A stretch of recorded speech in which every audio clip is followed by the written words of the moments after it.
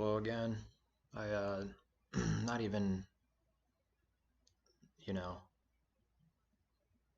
looking forward to make these kinds of videos, but sometimes maybe, I think for a few people it could be helpful. Um, the church world has created their own definition of liberty. Anyone who teaches righteousness to do that, to keep his way, is taking people away from their liberty. That's what they teach. They literally teach that. They actually believe that this liberty is freedom to do whatever you want. That's amazing to me. It blows my mind. That's their teaching of liberty.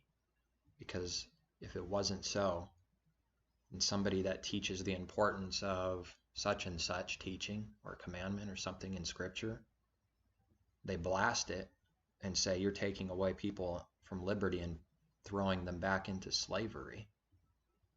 Really? That's what the heavy yoke and bondage is. His commandments are heavy yoke and bondage. That's what that is. That's the teaching. That Egypt for the Israelites was Egypt. Darkness is what Egypt means, and slavery to sin that the Father took them out of. They're saying people who teach you to come out of that Egypt, teach the path, the narrow way to come out of Egypt, is going back to slavery, to the bondage and yoke. Twisted. It's twisted. So these are just some carnal examples of people that, take this liberty to some unknown extreme that doesn't exist. So, here we have a gathering that that in of itself is, fine. They really emphasize this liberty, and it's always towards like the looseness of just sin in general. A liberty that, no other church offers beer and wine at their gatherings, and that's their constant message of this liberty. It's so twisted. It's nonsense. And I'm not gonna, tell someone and pound on them, live like this, do this. That's not my point. But they have a twisted definition of liberty. That's my point. And they take pride in this, They take pride in something that's foul. I want to tell you that when I title a message, I'm very indecisive, so I've got two titles. Number one, Undoing the Adversary's Acts. Or number two, We Have a Kick-Ass Savior. Or we could mash those and Our Kick-Ass Savior undoes the acts of the adversary. Does that work? Okay.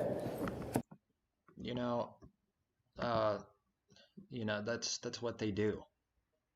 They take pride in this false liberty that they've created that doesn't exist. It exists in their heads, but it's not truth. And they like to show that off sometimes, to just go out of their way to show how different they are than the church world, of which they expose, and then they teach some of the damnable doctrines that the whole church world teaches. The division, separation, the delusion and confusion, deception, like mentioned in this video. They teach deception. And that deception is what I've said before, and I'll continue to always say it because it's the truth. The deception that Gentiles are separate from Jews, from Hebrews. They're not truly one. That's what they teach. That's the conclusion. That's what they teach. They're not one in Messiah, okay? They're definitely not, because they have their own commandments, their own Israel, their own everything. But Gentiles have their own thing. We're better than them. That's really the only final conclusion, it seems. So it doesn't seem it is the final conclusion. But the whole church world teaches this, so this is not something most people can hear because not very many teach it. And they'll falsely bring up things like, like we tell people what to do and run their life or rule them, which is not true. That we're putting people back in slavery, which I have no intention of someone going back into slavery. It's the last thing I would like to see from someone that's a believer is go back in slavery. But they twist what that liberty means. They make it sound like it's keeping his commandments. They make it sound like that's the liberty that they were freed from. That's such a self-contradiction. I mean, if they even remotely had some scriptures that they knew of in their mind, pick any book of the Bible, any Genesis through Malachi scriptures that Messiah definitely believed in and confirmed every word is true, and his word is truth. Your word is truth, he said. And I think you can find that in Psalm or somewhere else. Your word is truth. He quoted because he believed it. And he said that man shall not live by bread alone, but by every word. So we should all be able to be in agreement and use that every word as an official teaching or something that, we shouldn't do or something we should look to be doing, but not to like force people, but just, mostly to pray about it so that you do everything with true intentions, because forcing and false intentions is just as bad as not doing something good. It's no good. But they sort of make it out like that's what we're doing, putting people in slavery. But they can't give any examples in scriptures of this liberty meaning what they say it means. The Israelites were taken out of Egypt from true bondage and slavery, and the Egyptians forced them to break the commandments, and they all forgot his way for 400 years. I think most people understand that. They know that that's what happened. That's the history. And then it was like a reformation, and he picked Moses as the mediator, as a type of Messiah being a mediator.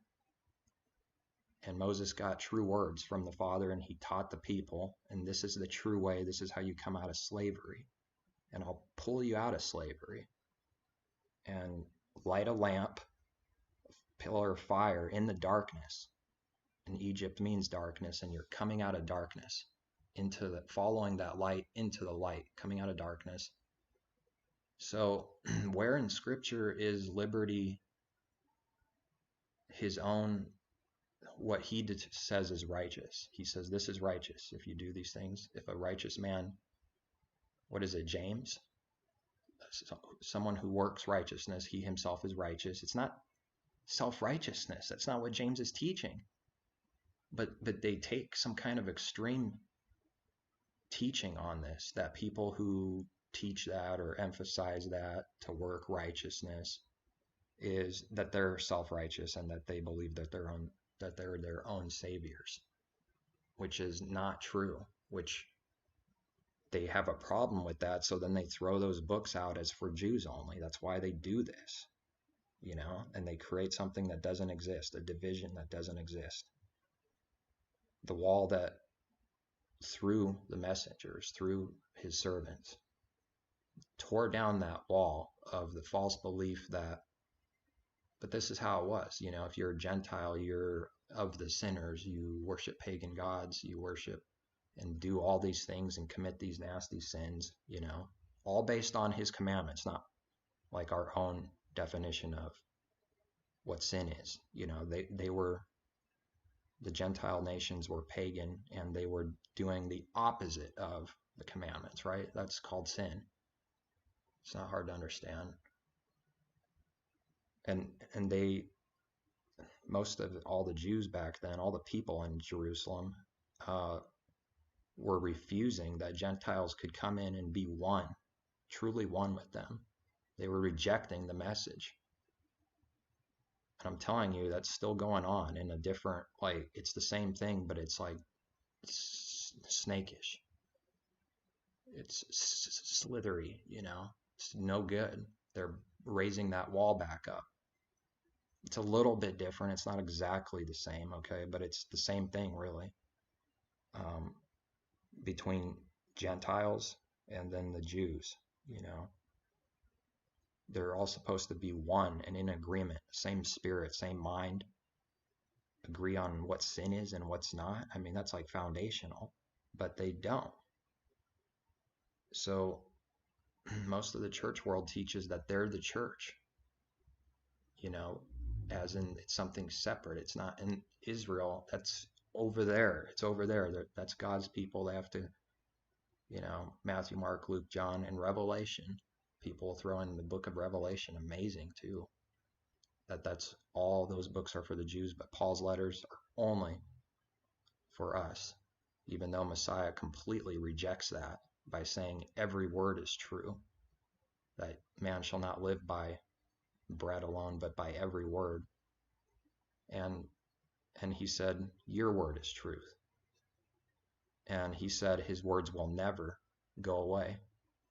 They'll never, you know, it's easier for heaven and earth to pass away than for his words, what he said, to pass away. So that's a strong statement. Like, my words are, they're not going anywhere. They are true. And part of those words are that every word is true. How do people escape this? You know? Why isn't the rest of the scriptures any kind of authority? Why are those books thrown in a category of old, but Paul's letters are only for this church? Do they know what Paul did? You know, I didn't even know fully, because that teaching is everywhere. You have to unlearn a bunch of things.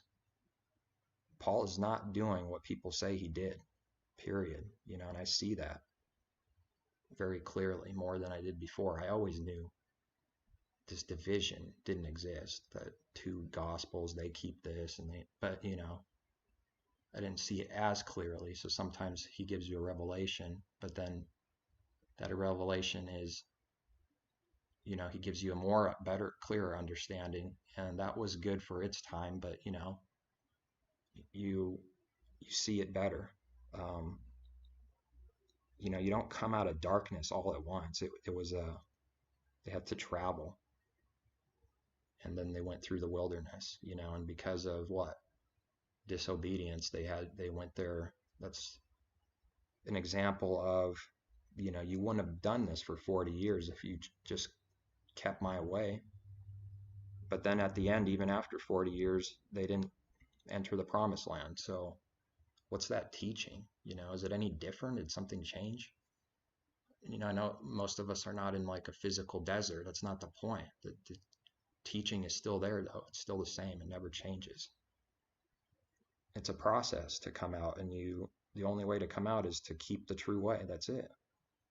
True faith is keeping his way, his commandments, step by step, pulling out of darkness. It's not that you become perfect overnight.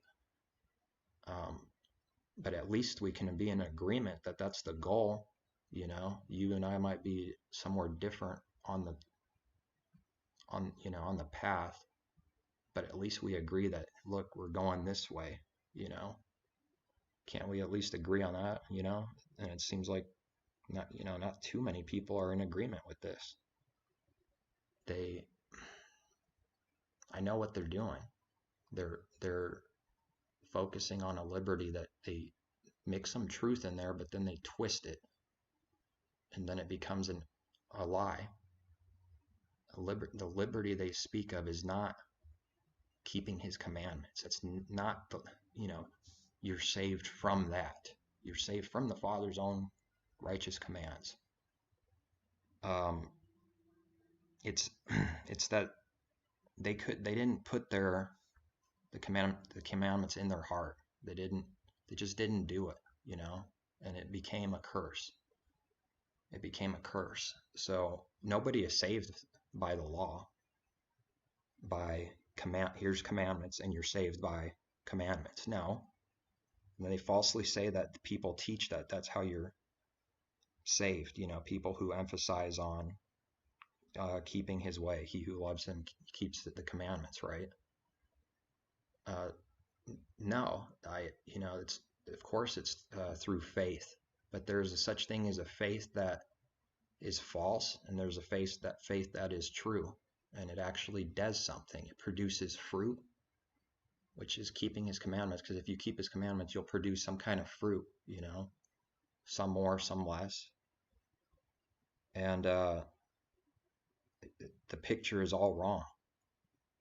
Keeping his commandments proved to be a blessing for them and get them out of darkness. Now, when they broke that and fell away and started going back to pagan stuff, then the opposite happened, physical curse, mostly physical as I see it, so that we can, because the scriptures are for our admonition. It wasn't even for their admonition concerning this specific thing. It was written down for everyone from Messiah's time after to look at and look, don't be like those stiff-necked people in the desert. Why would Paul say that if those scriptures aren't true? Is it possible to be stiff-necked like that? But yeah, it's a deeper deception today, because it's, instead of being like physical focused, it's spiritual. So you have spiritual idols, spiritual, coveting, adultery. It's things you can't see with your physical eyes. This is like the real focus. It's not that the commandments disappeared. It's just that you can be a pretender and look good, like Saul. He said he kept the law perfectly. He grew up as a Pharisee and he practiced that. He kept it, right? He knew it and kept it. But he didn't keep it in the spirit, though. He kept it, as my best understanding, is the letter. The letter of the law is not what they're teaching. It's keeping it just on a carnal level with no actual true spirit or intentions. It's somebody that might not commit adultery physically, but, spiritually they are, And Paul had a hatred towards the early believers. He hated them, and that's like a serious sin. That's murder spiritually. And he was persecuting them. So his heart changed. The revelation of the Messiah, the Father in the Messiah, in us, the Holy Spirit, all one Spirit, changed him. And he's focusing on that, but people just don't see it. He's focusing on, look, the law is spiritual, and he's not doing away with the commandments. He's just focusing on the higher meaning and battling against people who said this is some kind of prerequisite to be grafted in. You have to do such and such and such first and complete it, then you're grafted in. That's a lie. And that's what Paul was exposing. But people, they don't seek truth. They will believe what the majority believes, and they actually start to believe and think that Paul was against it, the commandments, against the Sabbath day, against some of these things that they make excuses for and say that it's gone and done away with. It's not important. What he was against is pretty obvious, and once you see it, it becomes glaringly obvious in the scriptures when you read it, that it was a focus on these prerequisites. That's all. It's really that simple. If you can read the New Testament writings with that in mind, his letters specifically, you'll see how true it is. And sometimes it sounds like he's maybe contradicting or saying, you have to study it a little bit deeper. It's because when you're dealing with snakes, you have to constantly explain yourself because they're just not hearing it. It's just unfortunate. He was dealing with snakes, spiritual snakes. They were resisting the truth. They were resisting that it's through faith in Messiah, and they didn't like that new Gentiles were coming in. They were jealous and didn't like it, just like a baby is like jealous, Sinful traits at 3 years old already. And that wasn't good. And the true believers were amazed. They were shocked. It just proves that how very little understanding everyone had concerning this truth. Gentiles being grafted in. The new believers were shocked. And they were like amazed in a good way, the true believers, but they were still amazed and shocked. Like, what? They have the Holy Spirit just like we do. What? People don't see it. Nobody understood this. They just were lost, all of them. And they didn't get it. But the believers did get it, the few. And they understood this, but most of them didn't believe, and they were attacking all the true believers and saying and making up lies. And they placed a false thing on them. They placed a false idea that you do such and such first to be grafted in. And this is mentioned as a heavy yoke, heavy burden. It's not that you got to rightly divide, because we also have scripture that says his commandments are not grievous. So is he contradicting now when he says they're placing a heavy yoke and burden? No, it's just rightfully dividing. That's all.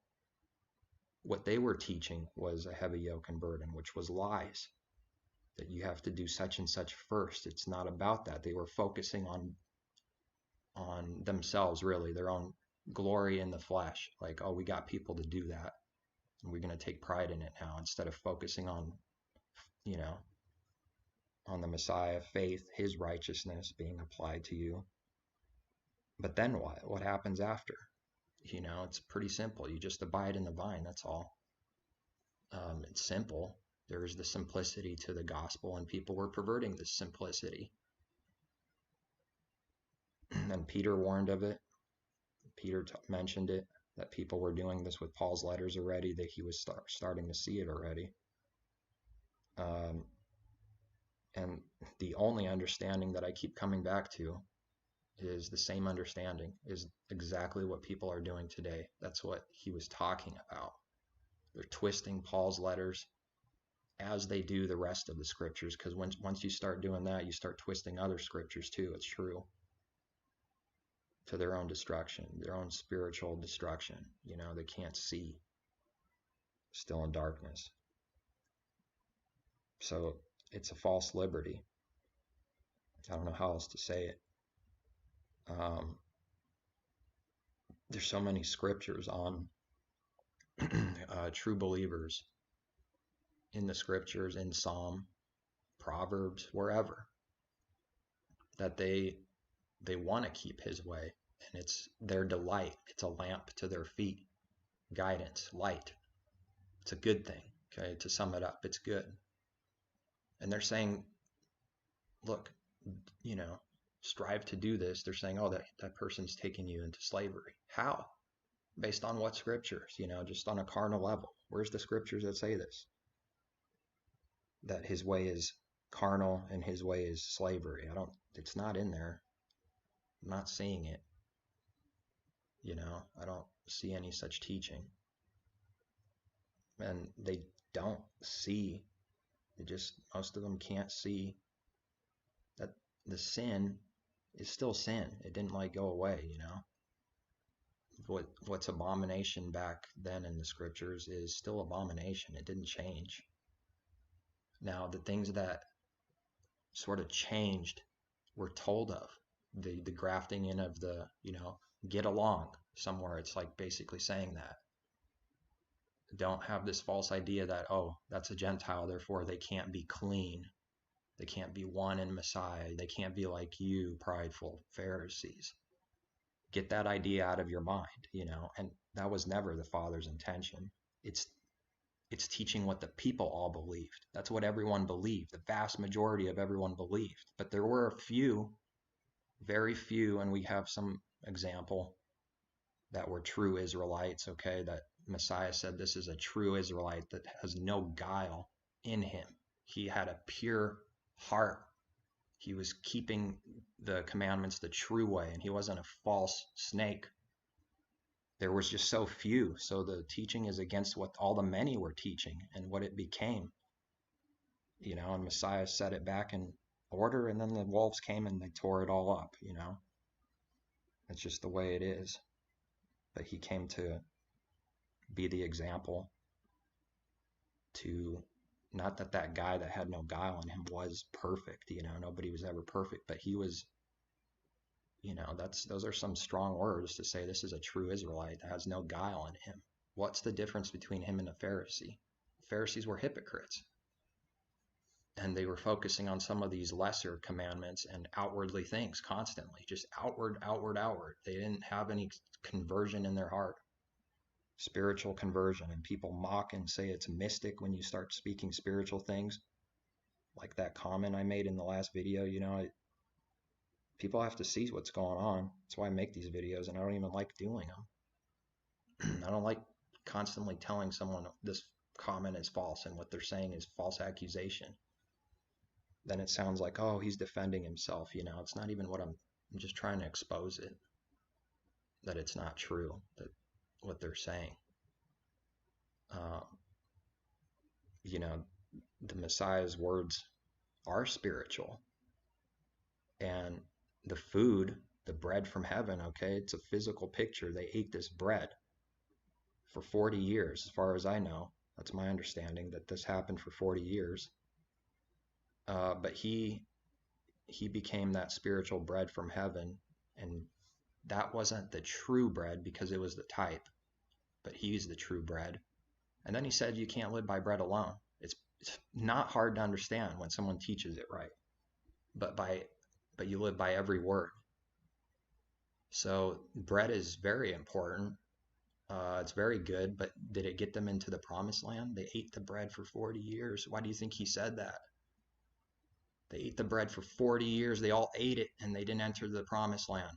So does it line up? Did he just make that up, or is that in the scriptures, the actual teaching? That man shall not live by just that bread alone. It wasn't good enough, okay, to get into the promised land. And that sounds like heresy to a lot of people. I'd probably be deemed a heretic by 99% of all believers, man.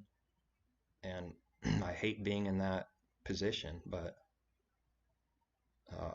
maybe 90-something%, I don't know, because most people would see that as total heresy, as if I'm saying that, oh, you can live without Messiah. No, you can't. It's just that both are true. You need the bread and you need to live by every word. But that's not something the church world really teaches. So it's going to sound heretical to them. But they can't contradict it, can they? Once you give the example, did they inherit the land and they ate this bread? Which, yeah, I know, I get it. It's physical bread. The physical bread didn't actually do, but it's what it represents.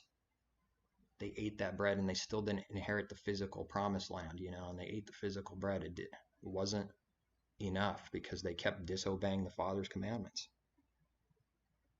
So you do need the bread, and then you need to just abide in the vine, which means live by every word. Teaching is simple, but it involves a little bit more than, a couple sentences. Simple teaching, yeah, live by every word, but that implies quite a bit. And those are his words. Those are his words. People teach like Messiah. Oh, we believe what Messiah said, what he taught, but not like what the scriptures teach. And that was like for Israel back then. We believe what Messiah, but they don't even know what Messiah taught. And those words never vanish, right? He said, man shall not live by bread alone. Who's he talking to, right? Teaching his disciples that you can't do that. And his disciples are an example. It's all for our admonition. Those 12 was the perfect example of following him in kind of a physical way, a picture. They dropped their things and they followed him. But this is spiritual. But then someone calls me a mystic because I start going spiritual on them. It's crazy. I don't even know how to teach without going spiritual or say anything. If it's just all physical, I don't have anything to say much then. I could say some things, but that's not the truth though. And even Paul said it's a spiritual war. It's not really like a physical war like it used to be with the enemies and stuff coming in, breaking through their walls, taking them down. Literal watchmen on the post. These things all mean something. I'm not a heretic or a mystic because I see the spiritual meaning of it. But people will accuse you falsely of that. The Messiah told them to watch and pray, and the disciples didn't get it. Like, watch and pray for what? He's praying over there and sweating like, drops of water that are like blood, thick. First of all, he didn't even do any crime. He didn't even do any sin. So that makes it 1,000 times worse for the person that's truly innocent. If someone's guilty, yeah, that's still like a serious thing that's going to happen, right? I'm not saying that there wouldn't be any, afraid, don't want to do that, but he was innocent, and that they were going to nail him down as a sinner. So I just imagine that as being far worse than someone who committed some kind of crime worthy of death, and he didn't do that.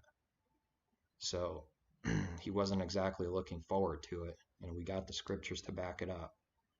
He wasn't looking forward to that, but he saw beyond this death. He saw beyond that. Scriptures say something like that of what it would do. But the actual process, put on everyone's sin and die, and you're innocent. No, he didn't want to do that. He did the Father's will, but his own will would be like, no, I don't want to do this.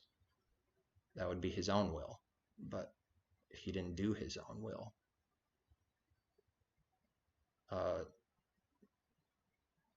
And if we really take that seriously, who is doing the Father's will only? And I'm not judging or condemning. I'm saying there's always room for improvement for even myself, constantly. That's all. It's just that the calling is high. That's all.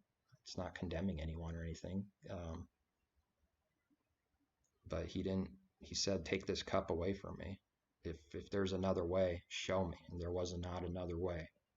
There was not another way. And I think he knew that too, because you got the scriptures saying what's going to happen to the Messiah, and I'm the Messiah. The scriptures say this has to happen, but he's still like, give me another way. Take this cup from me. If there's some kind of other way that I maybe don't know of, let me go that way. But not my will, your will be done. But I think my opinion is that he knew there was no other way, but it was such a terror, a nightmare, that let me check just in case. Let me ask if there's another way. And obviously the answer was no, there's no other way. And there's no other way for true believers. You will be deemed a heretic, a loser, crazy, insane. No one will believe you, and it sucks. It's not exactly exciting when people call you mystics for speaking absolute total truth on some kind of spiritual thing that they see because the Father gave them the eyes to see the spiritual meaning of such and such. But then they blast all spiritual understanding, and I just don't even know how could they be spiritual if they think all those who are spiritual are mystics. It doesn't even make sense to them. How could they be spiritual? So then they say, I know. They convince themselves and comfort themselves. I know how people work because I've done it. I'm exposing what I've done and what people are, but they're too afraid to do that. I know that they are not, capital N-O-T, they are not spiritual, and definitely not more spiritual than me. They make some railing accusations of putting words in your mouth and implying that you say I'm more spiritual than such and such, when that's not even remotely my intention. If that's my intention, then I got some serious pride to work with. I could see that. That would be horrible if that was my intention. Like, look, I'm more spiritual than you, such and such. That's what they claim, though. Now, sadly, they'd be right about most people. That's the problem. But you're just thrown under the bus as all people because everyone's like that. I'm like that. I know that. I don't tell anyone. Don't tell anyone. You're like that. We're all like that. So somebody that's not like that can't truly be of the truth. No way, because I don't see anyone spiritually converted, so they can't either. So he's definitely not more spiritual, and he's claiming he's more spiritual than others. It's pretty nasty spiritually what's going on. There are a few true believers, but they're looked at as impossible. No way. Because most of the world is not, and they would be right about most believers, and the rest of the world, of course, they'd be right about, yeah, he's probably trying to say that he's more spiritual than other people. They would be right about most people. So that's a problem. It's not an actual problem for me. It's just that they're going to have way more people believe them than the other guy, obviously. They're going to have way more people believe them because that is true for most people. You see what I'm trying to say? So I'm not, this clip of them sort of using foul language and stuff, am I perfect? And am I like, I'd rather not use that, especially with the next word being Messiah and have some foul word right next to it. I'd rather not do that. That's me. That's where I am spiritually, but I'm not condemning people. I'm just showing you that they use this liberty. They're like proud of it. Like, look, we do this. We are different than the church. And they're giving me, it's not fruit. It's something not good. They're not, but even if they were trying to prove like how much better or different they are, that's already a false intention. It's not my goal to go around proving to people like, look how different I am. I'm not of the church world. If you're doing that, that's already messed up.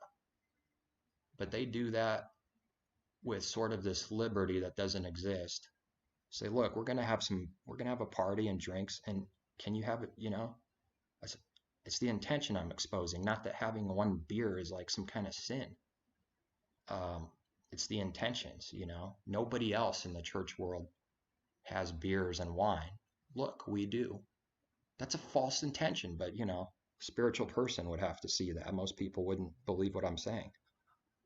Why on earth would you try to prove a point like that? And then look, we're going to say, such and such words, that the world uses all the time to prove the same thing, that we're not of the church world and we have this liberty.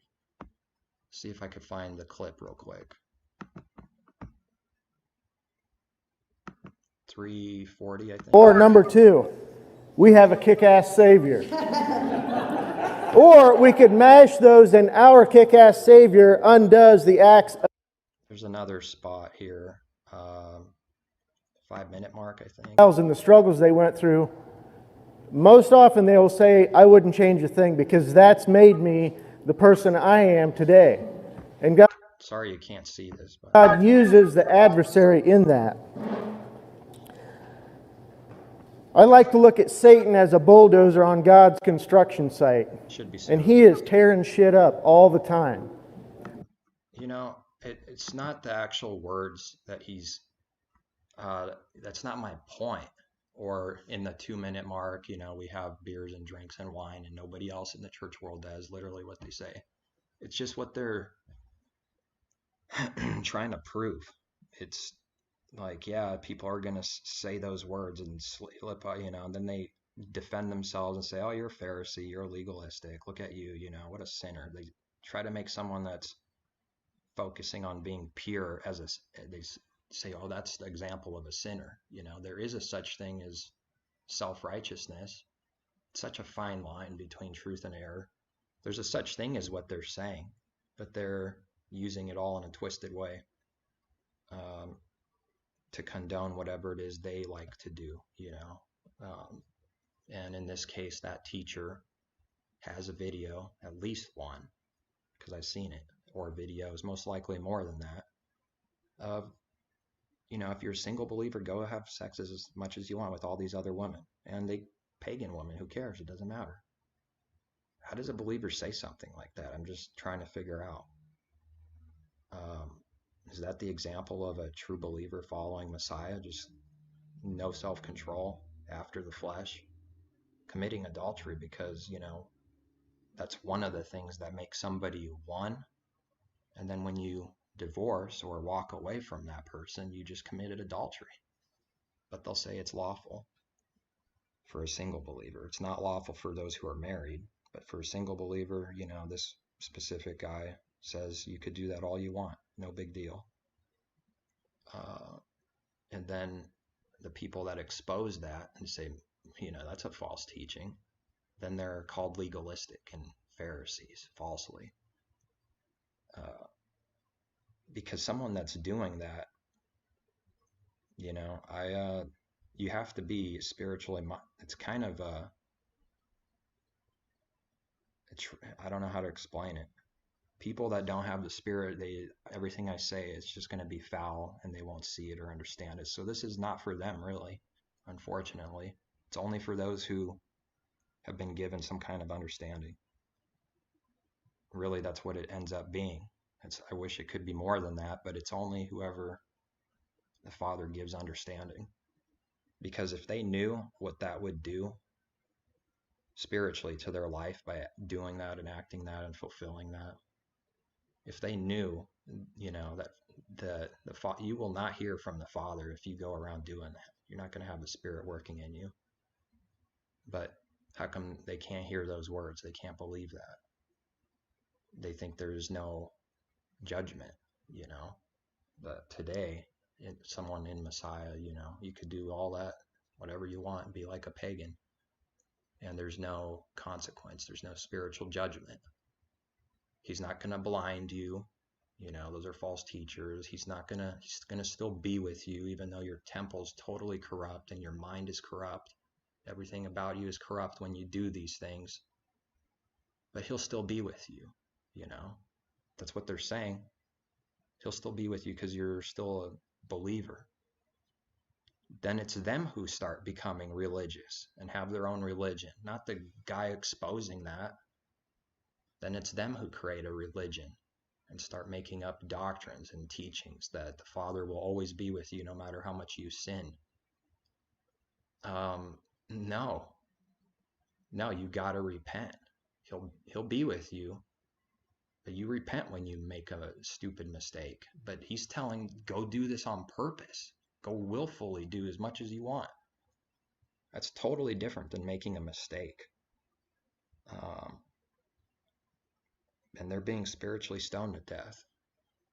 I don't want to brag, make some crazy claims like some of them do, like I'm the most radical teacher there is. They say things like about themselves. But if you've heard this phrase before, let me know that they're getting spiritually stoned to death. I'm not trying to show off. I'm just saying that's how very few have this understanding.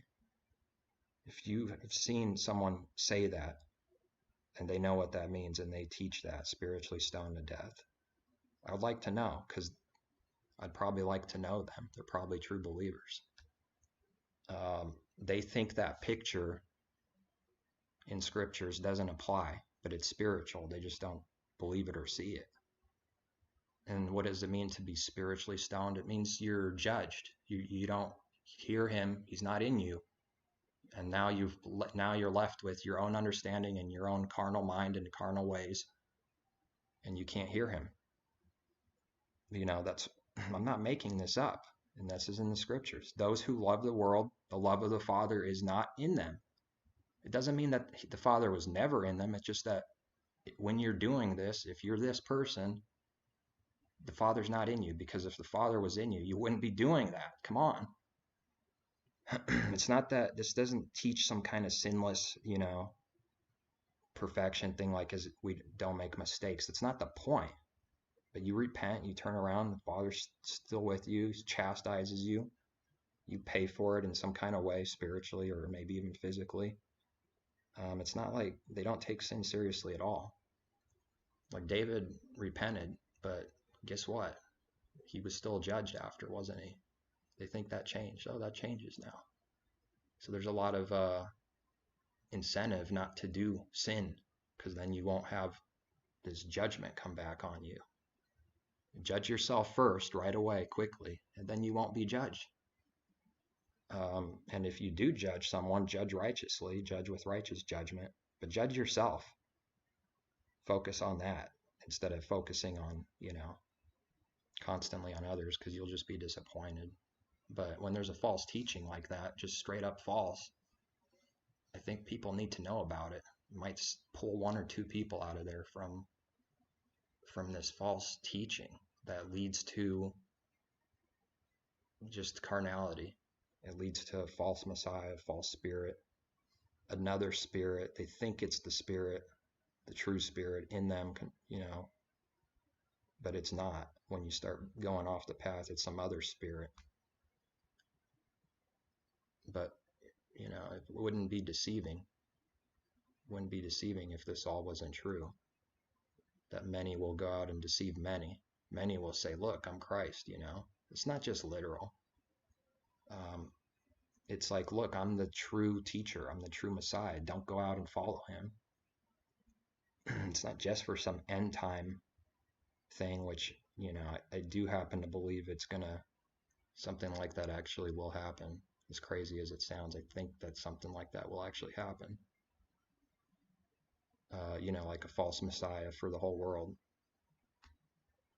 I just don't see any other way. I think that's where it's going. After chaos, because the chaos has to come first. And then the false Messiah rises out of the chaos, But there's a spiritual meaning to it also that's important. Like coming like a thief has no application to you if you only have the understanding that the Messiah is going to come like a thief someday. But let's just say you're 2,000 years away from that. What on earth, what kind of application is that? Nothing, no application. They're going to tell me I'm a mystic when I see that's what he's saying, that it's spiritual and it applies to someone, to anyone who believes that if you fall back in sin, he's coming like a thief for you. You die, and then for that person, he came like a thief. And another parable teaches that. Look, I got so much riches. What do? I don't have any room. I'll build some more barns for my riches and more stuff. That's what I'll do so I can keep gathering, right? His heart was false intentions. And then in the parable, the father says, today I require your life, Now where's all your goods going to go to now, huh? Today I require life. For that person, he came like a thief. Why can't people see that? Don't just make stuff up. There's always scripture to back up the actual teaching that coming like a thief applies to your life personally. For everyone, not just some end time actual Messiah coming, There's a spiritual understanding also, which is what the Messiah focused on. Because otherwise you're just somebody that looks good, but the heart is all messed up. You just look like you keep commandments and stuff like this, and you're a believer on the outside, but your heart's all messed up. That's no good. So he exposed the Pharisees for their heart. With their lips, they do all kinds of stuff with their lips. They flap all the time, but their hearts are far from me. So they were breaking the spiritual law, the spiritual side of the commandments, because they had adultery in their heart spiritually, murder, which is hate. They were committing spiritual fornication. That's a teaching in scripture. They're going a whoring, spiritual fornication. Virgins are used as spiritual too. In Revelation, it's used spiritually, but then you become a mystic, I guess, compared, what? That's a physical virgin.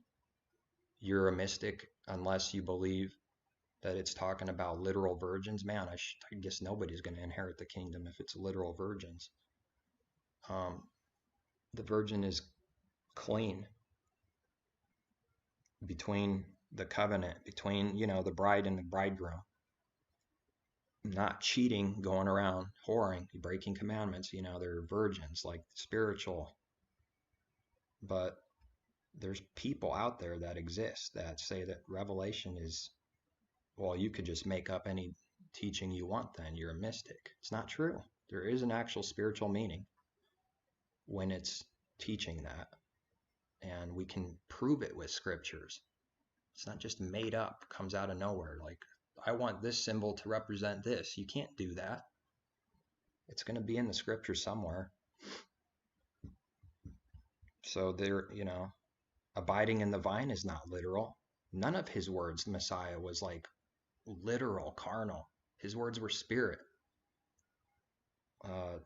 Just like a vine, abiding in it's connected, so then it doesn't die and wither away.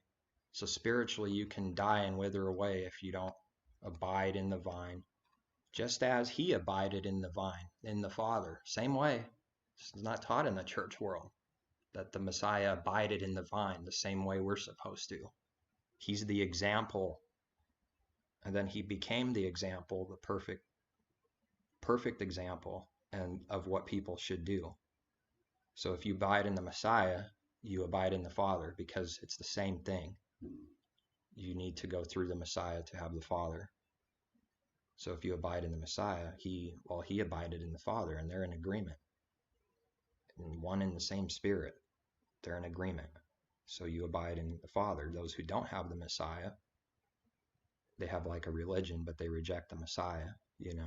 Messiah never came. He's not a Messiah. He's nothing. He's just whatever. Then spiritually, I'm trying to say how it works. It doesn't matter what they claim. If they don't have the Messiah, they are false. They're false. They cannot hear from the Father, because he's not going to be a liar. He's not going to be found a liar.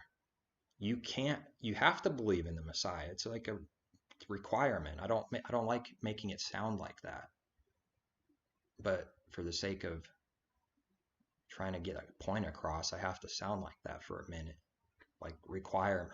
I would never teach it like that, like it's a requirement, but it is. So spiritually, this is why it's so deceptive and hard to prove anything with anyone, because all you can see is physical things. But someone that doesn't believe in the Messiah and has their own religion, doesn't matter what it is, like we believe in God, but no Messiah, right? They don't have the love of the Father in them, because the Father's not going to bless them. He's not going to do what he says in his word to those people. He's not going to give them understanding. He's not going to lead them to overcoming sin, specifically the heart, all the commandments concerning your heart, spiritual side of the commandments. That person won't be able to overcome sin. And that's a radical teaching, I guess. But that's what I believe. It's that narrow, and that lines up with his word. It's narrow. So I know the rest of the religions, can you imagine how many people you would offend by saying that you don't have no God if you don't have the true Messiah also? If you reject him, you reject the Father too. That would offend a lot of people, wouldn't it? If we went by the majority, if the majority was the truth, then we would all be losers, obviously. But that's the truth, though. And the train is going, yes, it is, blowing the horn. But within the body, there's so many problems. Or people who say they're of the body. And it's just disappointing, frustrating, that we can't even get an agreement on foundational things, and then they end up being false. Because the Spirit just can't do that. Can't you see? The Spirit can't say, go out and sin all you want. Spirit can't do that. Spirit can't teach that. It's not to rise myself above as someone, that never makes like mistakes or something. It's like beyond the point. The Spirit just can't teach that. That's nonsense. It can't teach that. So when someone's teaching that, they're false. And they actually believe they're true believers. That's a deception. And then you're left with just very few who believe and understand. That's it. Just very few. We're not like worldwide known, they're just outcasts, caves, mountains in the desert, just like the prophets, the physical picture in the scriptures. Nobody listened to the prophets. Maybe you could appreciate this, that someone's saying this. Nobody listened to the prophets. They all thought them as dung. And they called the prophets the liars and snakes, the false believers, the false pastors, false shepherds. They called the true ones false, and they said that they're liars. And they told the people, no, you don't have to keep the commandments. You don't have to rely on the Father and abide in the Father. You abide in me. Abide in me. I'm the true one that leads you. They killed the prophets. The false prophets killed the true prophets. And Messiah even brought this up. He says the bloodshed is guilty. You're guilty of all the bloodshed from Abel to A to Z, Zechariah. How does that work? How does that work? Because it's spiritual. It's the only way he could say that, and that could be true, because they weren't literally guilty of all the literal physical bloodshed. But he's a mystic, he's a mystic. And it just blows my mind. I wish people could understand. Wish they could see it. They are the same spiritual people, and it's a huge sin that the Jews did back then. Huge. That they rejected and killed the prophets, they killed the disciples, and they killed the Messiah. And it was a major sin, and destruction was coming to them, and it did come. There was an actual payment, judgment. Not just spiritual, but like physical too. And I believe that's coming not too long in the future now, because that's how every nation goes down. They don't teach you this in school, do they? Nations just, they get in wars and they fall. Yeah, here, I'll tell you why they get into wars and bad things happen to nations. Because the sins reach to the high heavens. And then the Father said it's judgment time, and the nation goes down however he sees fit. And it's righteous judgment. It's righteous judgment. And people don't like that. That makes them angry, The same Father that took down Sodom and Gomorrah still takes down cities 2,000 years later. All this, how come there's not a nation that's 1,500 years old right now? Because it got caught up in sin, and they got, but apparently this beast, this Roman beast, do I have the full picture on this prophet? No. Whatever he gives me, this deadly wound is healed. So it dies, something happens to it, and it comes back. But spiritually that's happening within. The believing in the Messiah is a deadly blow, a death blow to the carnal man. But then the deadly wound is healed, and people come back to life. They come back to life. They found their life, so then they don't have the Father anymore. The flip side of that is, in the parable, they actually die, but in the real world, they come to life. The beast comes to life. But in the parable, they die. Who do they want? What sounds better? Well, of course it sounds better, Live it up. The beast comes alive, and, live it up. Have it your way. Do whatever you want. Sounds good. But the Messiah and his people are going, no, that's, you're spiritually dying. You're the seed that grew up, sprouted, put a deadly wound to the beast, and then it came back, and then this little thing that sprouted died. That's what people are literally doing spiritually to other people. They're killing them. But they don't see that, do they? Like back then it was like they came up and they killed these prophets, like physically, and this physical hatred and stuff. It was more like primarily physical, more so, I definitely see it like that. And then Messiah comes and he lives the true way. It's like he's living it in the heart too, not just physically. So then afterwards, these things are spiritual. More so. It's not that the physical doesn't mean anything. It's just that the spiritual is the primary important. So the false prophets aren't like, even though they have done this, even though they still actually did that, Constantine, and then all the wars and during the Dark Age time, they did still do that. It killed true believers, but it's spiritual though. That's going on too. They kill you spiritually, so they don't take any of this seriously. They don't understand what is it like to kill someone spiritually? How do you do that? Well, just by hating them is already a step in that direction. So it's not easy. This is not easy. The people that falsely accuse you, you're supposed to love them, pray for them. This is not easy. It makes me sweat sometimes. But that's what you got to do, though. I'm just acknowledging. I'm just a weak little man. It's not like I don't struggle with this. But the only hope I have is that the Creator is giving me a changed heart. That's it. Otherwise, I'm gonna hate them and be just like them. And then when you become just like them, you've already fallen. Then you're a hypocrite. And that's like the worst words that anyone could probably hear, is you are a hypocrite officially from above. The voice is saying you're a hypocrite. So there's like so many angles, so many things to focus on. People have no clue what it's like to become a saint.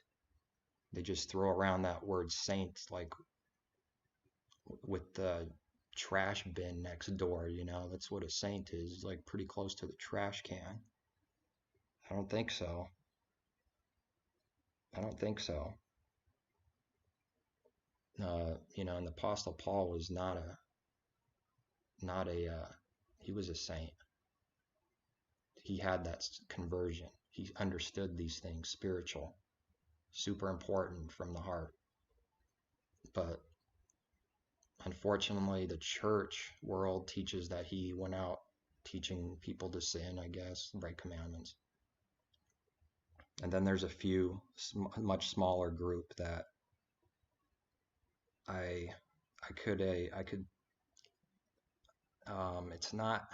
it's not good, but I understand why this happens, that they think he's false because they really focus on Messiah and the scriptures and follow the Messiah. And the whole church world teaches that Paul did away with Messiah, so they sort of do away with Paul. But I'm not one of those people that believe that. I just believe that the majority just don't have the understanding of what on earth Paul was saying. I could say I wish it was different, but this is how the Father wanted it to be, obviously. Obviously, he purposed it to be that if you don't truly seek the truth, you will teach people that Paul was taught something different. That's where you'll end up naturally. It's not even like there's nothing to blame or point fingers, just the whole world teaches it. But if you don't study those words, who he was, what he did, the context, what it was like back then, just a little bit of research, looking into these things, in prayer, because without that, that's nothing. Then you'll see that what they're saying is actually not true. It's actually, instead of becoming like what they think is truth, they're actually falsely slandering and accusing a saint of sinning and teaching people to sin. But I admit that these thoughts are not in my mind every minute of every day, but that's the battle. That's the battle. Like that's going to go into judgment, that you taught thousands, millions of people in the world that this saint was not a saint. Oops. I don't want to, it's better we don't do that.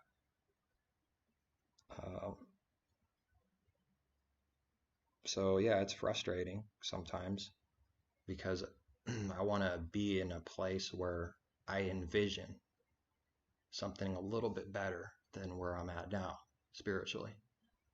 And then it seems like it's not happening. But then sure enough, you look back and yeah, there was a change. And then I still want to be in a further place. And it seems like it's not happening. But then you look back and say, yeah, I definitely moved from here to here. And then I still look in the future and say, I want to be over here though. And I'm never over there. I'm chasing what I can't have, it seems like. But I guess that's how it's got to be though. I think that's how it's got to be for everyone. They're never going to reach it, but they're always going for that. And they are actually changing and becoming that, but the expectation, the standard is so high that you never could just literally become perfect every single day or master something that you're not mastering, whatever, there's always something. And Paul said that he did not attain it. I'm not speaking as if I attained it. Don't think what I'm saying. Don't be confused. I'm not saying that, Paul said. I didn't attain this yet, but act as if that you are, act as if you are going towards that. But don't start getting prideful and say, oh yeah, I made it. I made it to the top of the mountain. And then pride comes in and then you fall. Take heed lest you fall. What's the actual verse? For those who think they stand tall, take heed lest you fall, something like that. Maybe I changed it a little bit to rhyme. I'm not sure, but it's the same meaning. So then there's that to battle. It doesn't make me very happy. I'm like in a world of hurt because now, if you're actually changing and becoming that, now all the temptation the devil throws at you is, oh, you're becoming prideful now, aren't you? Then I go up, yeah, looks like there are some areas that pride is creeping in. So then you bang your head on the wall spiritually, and then you have to fight that. And it just never ends. So it's this is not easy. But people talk about carnal things, and it's like I can't even talk to them. There's nothing even. What do you want to talk about? Can you even hear what I'm saying? Do you even care at all? You want to talk about some carnal debate or something, about a Trinity or something. I'm so past that. I'm focusing on something else. Even though that it is important not to believe in some false deity. But what he gives you to see, they can't see unless he gives them to see also. A debate's not going to really help. It's not going to do it. It could be helpful in some way. I don't know. If it's actual truth, maybe it could be helpful, but you know what I'm saying? It's on the surface debates. You got to be like converted inside, in your mind, in your heart, spirit. You got to know these things inside. And debates are all about the outside, appearances, debating who looks better, who sounds better, who's smiling more. So I would lose a debate. I would probably lose a debate against a Trinitarian, even though I know it's a false lie. But you can't convince millions of people that this such and such teaching is a lie because the Father told me. Oh, then now you sound like an insane person, and everyone else claims the same thing, don't they? Can you see why this is frustrating? It's frustrating at all kinds of levels because nobody believes you. But I don't know, that's all. What are you going to do? It's like there's a disconnect with many people in the church world. There's like a total disconnect. There's nothing to talk about. As soon as I start opening my mouth, they don't like anything I say. Tension gets built up in the room, and it all goes straight to the trash.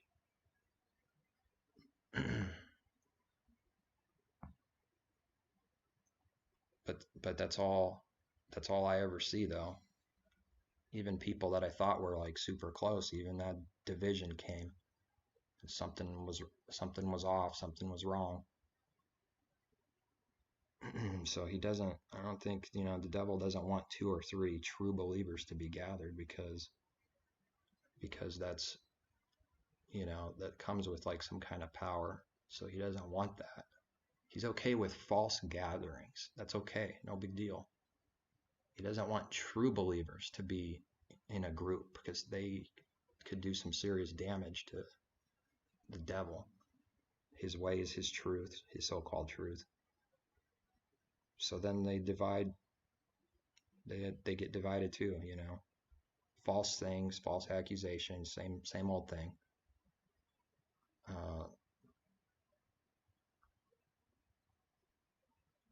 So then makes you wonder, is there any true believers that actually are, true believers that they haven't divided? Does that even exist? I think it does. I think it does. But man, it must not be very many. It must not be very many from what I'm seeing over here. I don't know, maybe such and such country or state is in some better situation, but I don't think so. See, Lyra, hopefully I said that right. Lyra says, same here. The only people that could understand this video is the people who, I know it sounds cocky, but it has no, I'm not even trying to, are only people who are seeking truth. Otherwise, they're not going to get it. They're not going to understand it. They have a party. They got friends. They don't have no idea what I'm talking about. They got a whole church world, maybe 2,000 people in their mega church. What's this guy talking about? There's a total disconnect. 3-strand cord is not easily broken.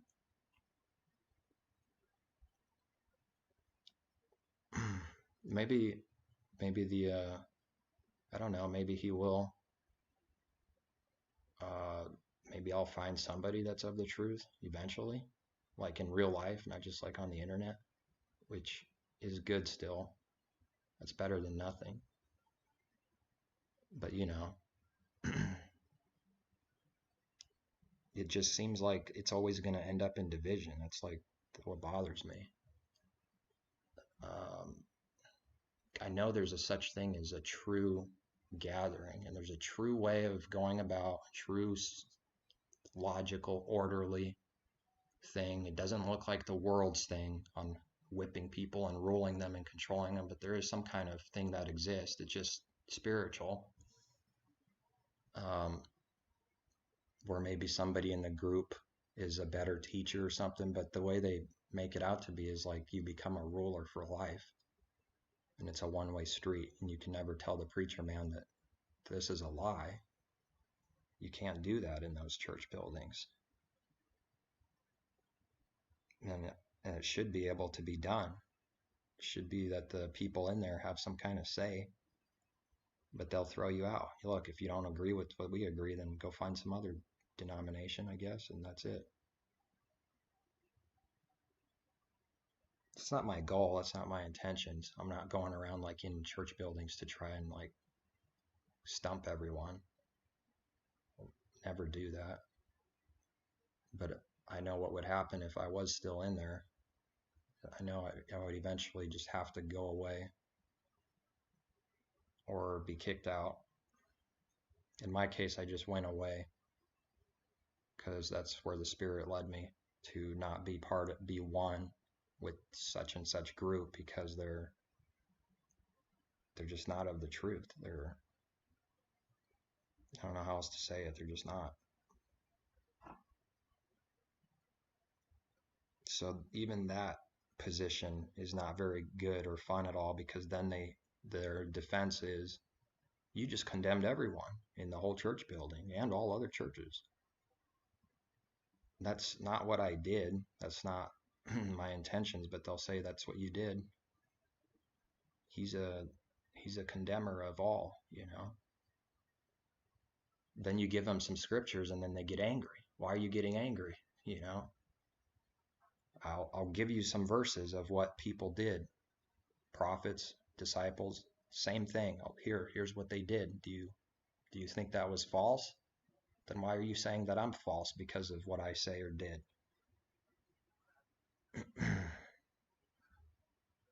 I mean, for goodness sake, the Messiah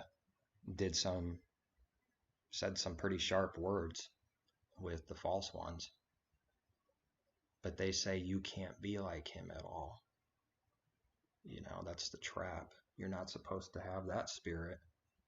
Is that what they're saying? You're not supposed to have that spirit of Messiah? You can't be like him? He's Messiah, you're you. Yeah, I'm not Messiah, I'm not the King of Kings, but we're supposed to have the same mind. Same mind. If you have the same mind, then you're gonna end up, you're gonna end up like Messiah. There's no place for your head to rest. Not like literally. He doesn't have a true home.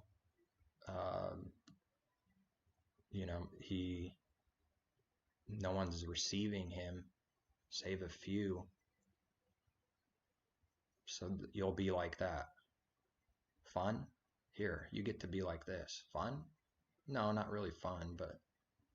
And then also, I'll poke you a little with a few needles. Oh, rejoice when these things happen. Rejoice. Don't, not only are you not going to have fun, but you got to rejoice when they falsely accuse you. If someone gets to that point where they could actually do that, then they're pretty spiritual. They're very spiritual if they could truly do that from the heart. So that's something that's always being worked on. I'll just have to learn how to do it better than what I'm doing now. That's all. And he'll do it. He'll do it.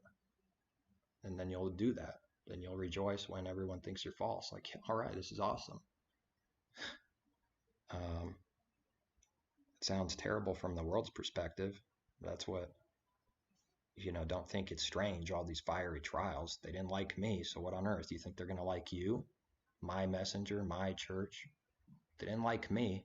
Believers in God, believers in the Father, they put me to death. What do you think they're going to do to you?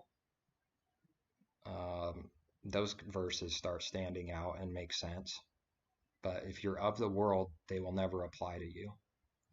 It's not possible. You can't. If you're of the world, those verses never apply to you. And you can't teach someone that. You can't read that to someone and say, do you understand? Is this happening to you because of his name's sake? They just cross their eyes. Like, what are you talking about? That's the Messiah. Yeah, they killed the Messiah. It has nothing to do with me.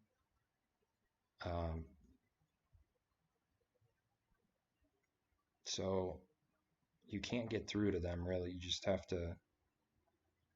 It's not that your words are worthless, because some people, they might turn around if it's his will. So don't think that it's worthless or something. It's just that most people won't see it.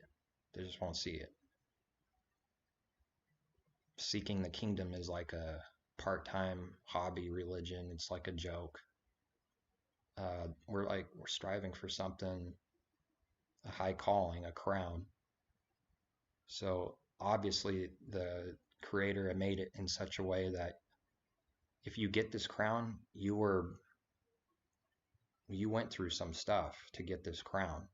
No saint gets to have a crown. Just physical picture, crown on your head, okay? You're not going to get this crown unless you go through my beatings, my way, my true way. Not possible. And then you have to have enough faith that your life you give up this life and the true love for all of the things in this life, and you literally lose your life in this world and everything you don't love anymore. So there's nothing to look forward to from a worldly perspective. And you're going, what am I, crazy? Is this crazy or what? This is the only life I know of.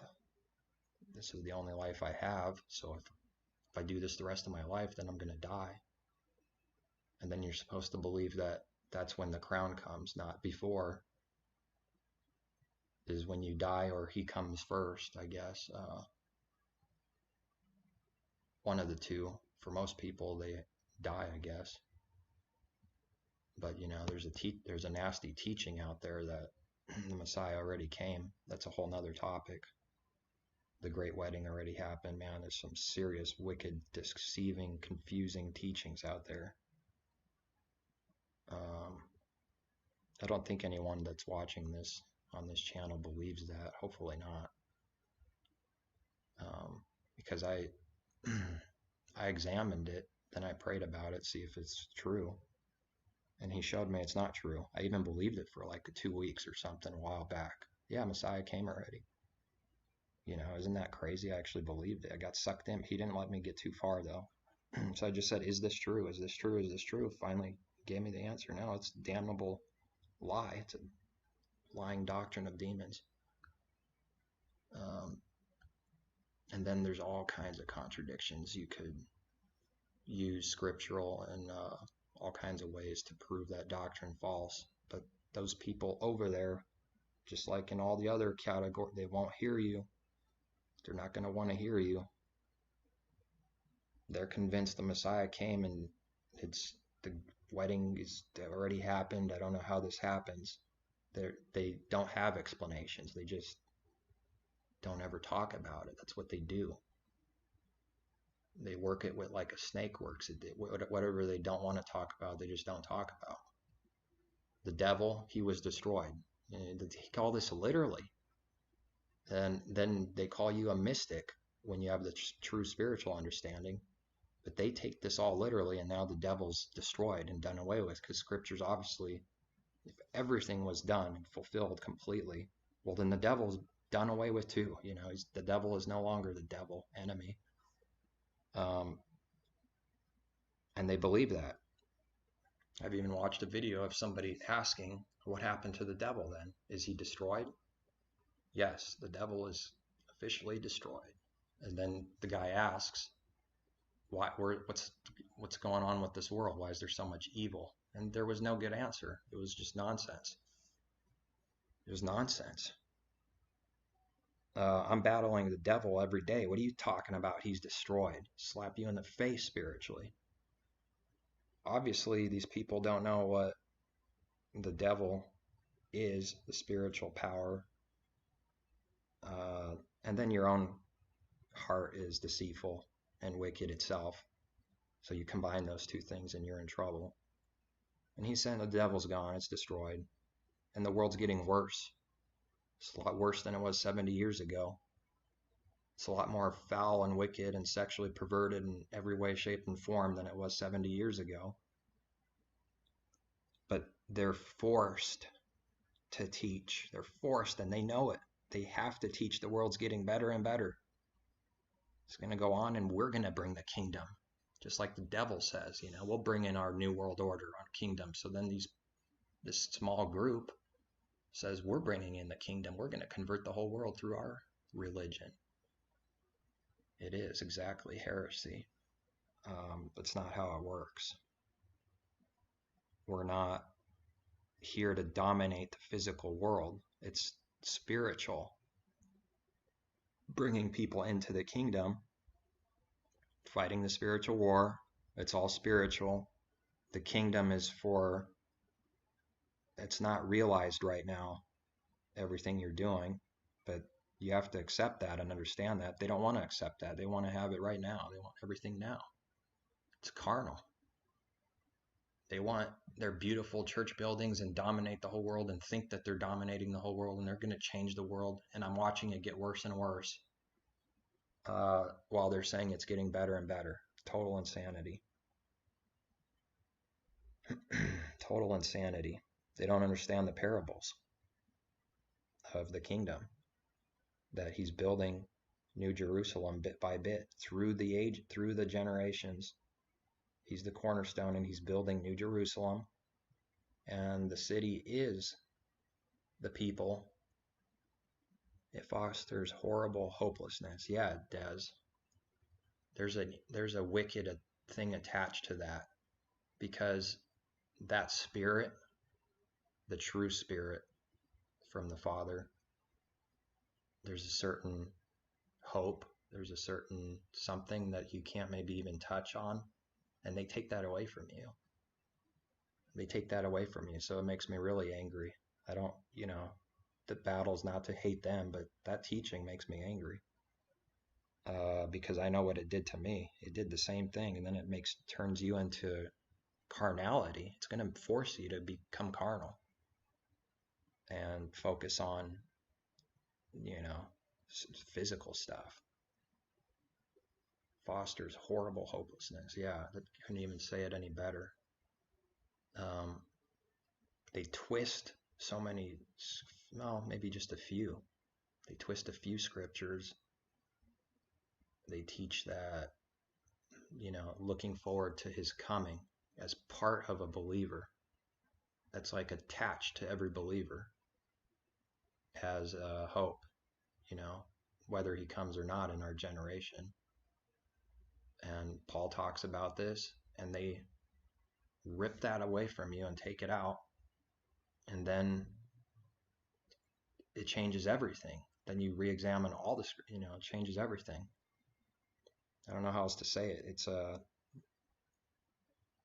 spiritless doctrine. You're not going to have the spirit if you cave into that and start believing that. It's going to do damage for sure. It's going to do damage. And they say that they really focus on audience relevance. They say stay away from those people, man. They are snakes. They know how to twist. I could see it now, but those that don't see it yet, they're pretty good at what they do. They're pretty good at what they do. I could see it. I could debate them now, but I couldn't before. And I have no interest in actually doing that. But, they deny so many scriptures. They literally think Paul is teaching that the Messiah would come in their generation, when it's actually prophecy. And the one I like to use the most, because it's so obvious, is that Moses was told to tell the people about the Messiah. I will put my words in his mouth, and you will hear him out. You people will hear him out. It didn't happen. For another 1,500 years, it didn't happen. But then they falsely tell you that, when he says we shall be changed, he's talking about them only, and that's what he's talking about. It's a lie. That's a lie, and there's 1,000 different ways to look at it to prove it as a lie. That will be true someday, but it wasn't going to happen just yet. And then they ignore the plan. They don't see the plan in their mind. From Abraham to Messiah was about 2,000 years of the kingdom, physical kingdom, something that's representing the true kingdom, but sort of carnal. Not that his commandments were carnal, it's just that the people, all the prophets were true prophets and saints and all this, and it's a physical picture of the kingdom, so you could learn about it, what it's like. That went on for 2,000 years for like a physical, literal blood Hebrews from Abraham's descendants. Those that are not from Abraham, Gentiles. And that was done on purpose to be like that for a while. And then the kingdom of heaven is focusing on the spiritual side of these commandments, the heart, the mind, and it doesn't have anything to do with blood. Like from Abraham, if you're a believer, you're grafted into the Israel. So it's not anymore, oh, I'm from Abraham, like the Pharisees told Messiah. And he said, yeah, you're from Abraham. He acknowledged it. Then he said, if you were from Abraham, you would do the works of Abraham. And then they still replied the same thing after he acknowledged that they were literal descendants. They said, oh, we're not illegitimate children. They didn't get it. Well, he went spiritual on them. It's the only way to teach this. If you don't teach the spiritual meaning of this, there's no teaching. And you become a mystic. He taught that before Paul taught that it's those that are the true believers that are from Abraham spiritually. Messiah taught that, but it's hidden. They don't teach this. He actually taught it first by saying, if you're from Abraham, you would do the works of Abraham. Now he went spiritual on them. He's not talking about descendant, literally, physically. Abraham kept the commandments. You people aren't doing that. You're not doing the works of Abraham, so you're not from Abraham spiritually. You're of the devil spiritually, and he's your father. So that teaching is still true. People can say they're grafted in, they're from Abraham. They know Paul's letters. If you're a believer, you're now in Abraham and Abraham's seed. And don't forget what Messiah said, though. You're not from Abraham unless you do the works of Abraham. You can't forget that. That was true that back then. It's true now. He taught about the kingdom. The kingdom didn't change. It's still true. These were all things concerning the kingdom of heaven, of which people confuse and make you believe there's two gospels, two kingdoms, Jews, Gentiles, two separate things. They're not one. And they all attack you. They all say you're a carnal Pharisee, even though I see it for what it is. It's a carnal teaching, but then they call you carnal for trying to wake people up to this lie of dividing, causing division, putting the wall up between Jew and Gentile again, or rebuilding what they took down. They don't see it. They don't see it. So my advice from experience is I've messed up, and I still am tempted to mess up. You're too aggressive. You want someone to believe, and maybe you'll write something that's a little bit too sharp. I don't know. I'm in the process of trying to see it better. That's where I'm at right now. Maybe you're well past it, or maybe you didn't get up to that point yet. All I'm saying is I've seen the negative effects of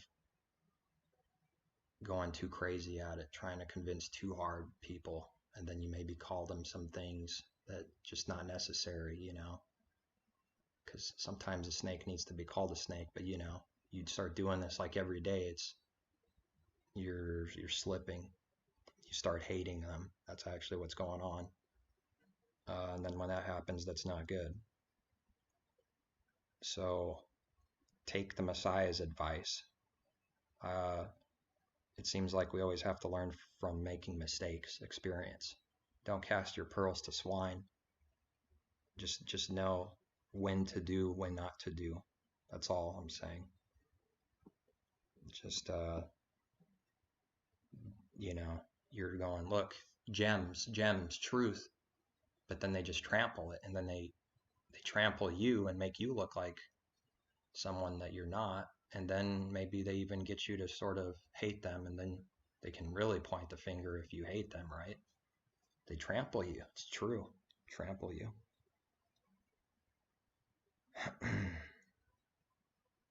It's not that you can't say anything. It's just there's a certain way, I think, certain situations where you're better off like not to say anything, or maybe something very simple with no expectations. Don't just throw a bunch of gems everywhere to people who are ready to trample you. Because so far I've seen the negative effects of that. It wasn't good. Even like on the internet comments, because that's still your work. It's your words. It's what you're saying. It's who you are. So you could screw up on the internet too. That's all. I don't know if people understand what I'm saying. I've been trampled, and then you become like them. You become hateful, and then when you become hateful, you're separated from the King. You start getting separated. You have to repent. That's like the only way back. It would be better if you didn't have to repent. That's all I'm saying. Just avoid it altogether. But for the sake of experience, I guess it has to happen at least once, because those words exist. Don't cast your pearls to swine. All the saints will do that at least once just because he said not to. Now, that's something I found out to be true for myself. I think that's true. Everyone will do it at least once. They will break the message, they will break the words and not do it. Then they have to figure out what that means and not do it.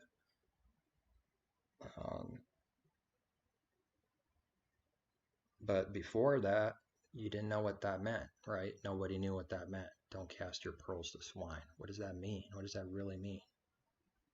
You know, I think I know what it means now. I can see it.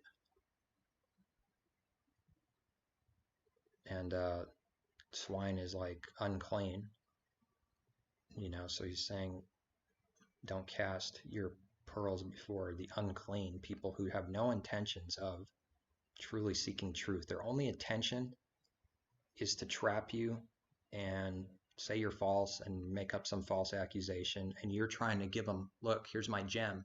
And their only intention from the beginning was to trash you, saying don't do that, be careful with that.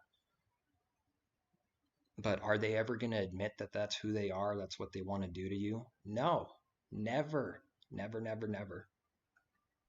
They'll just lie. They'll just say, that's not me. I would never do that, such a thing. But they do, and you can't convince anyone, so then you just end up looking like a crazy person.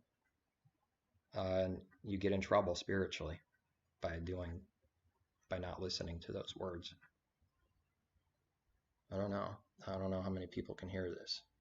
I think a few can. It's a trap. It's a trap everywhere. And then so-called believers, they'll even test you. They'll even say things and do things, weird things that would probably never do normally, just to see if you go along and laugh at their thing or do this or do that, just to see if you'll do it so they could see you're false. Then you tell them that, you know, their true intentions, why they did that. Then they'll never admit it. They'll never admit it. It's crazy. They can't even see that they're doing the devil's work just to trap you, make you look like a pervert or whatever, and then they won't ever admit it. They just can't see it. Like, no, that's not what I'm doing. What are you talking about? You're insane. You're stupid. You're losing your mind, you know? Crazy. I'm sure there's some kind of movie out there that exists that has something to do with that, you know? Somebody that's like, he's not insane, but the whole world makes him look insane. I don't know. There's got to be something that exists like that. Even like the devil teaches you sometimes through they tell you what evil is and what they do, how they work, but people just see it as entertainment. Like, this is who we are. This is how we work. We're showing you how we work through our movies, our junk. But you just see it as entertainment, you know? Once I started seeing some of these things, I just naturally didn't want to watch these things anymore. Everyone else is like laughing, having a good time. Like, I see the mockery. They're making fun of you. They're mocking you. You can't see it, can you? They can't see it. They're mocking your stupidity for even buying their stuff, their movies, and buying into it all. Making money off of you, that's it. Making fun of you while they're at it, too. Mocking the people, which might have happened with this election thing, too. I can relate, it's wicked, yeah. I don't know, it's because there's too many, they throw you so many different so-called facts and angles, it's hard to really go down the right path and say this is the definite truth concerning like the world stuff. Like, was this all just a big act? Obviously, on some level, it's legitimate. There's real people counting real votes. There seems like there's people that are really concerned and they really are for Trump or for Biden, you know, but something about it's still off.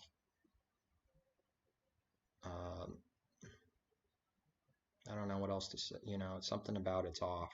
Like when they tell you, like Joe Biden tells you before the election, a week before, a few days before, thanking the people and saying we pulled off the biggest voters fraud thing in history.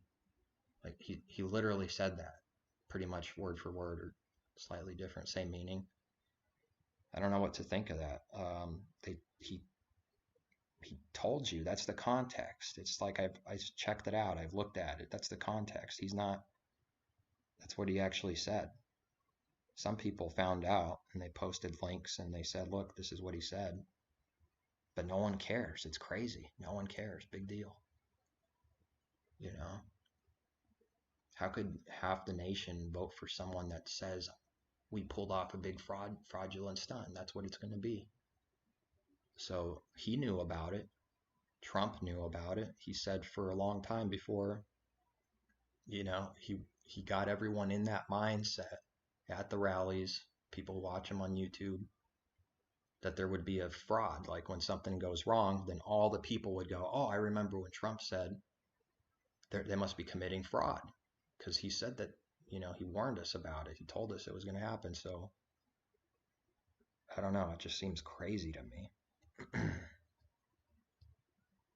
They knew. They knew for sure. They knew 100%. Does that mean anything? I don't know if it means anything or not. That's getting into like conspiracy stuff, I guess, but trying to call something like that. I don't, it's hard to say. I don't know for sure. What do you think? Is it legitimate? Is really all legit and genuine? Or was there some kind of intentional thing to this thing to cause more division? That no matter who wins, there's going to be a group of people in the country that are going to be blazing and fuming. It doesn't even matter who wins. Biden wins, the Trump people are going to say it was wicked and that he cheated. If Trump wins, all the Biden people are going to say, oh, he stole the election by saying it was fraud, and stopped the votes and all this counting and stuff. It's just massive division and hatred. That's what I see the fruit of that. I don't know if they plan that or if it's just because the people are evil and this is what they get. I don't know. But that's what I think it's going to be insane.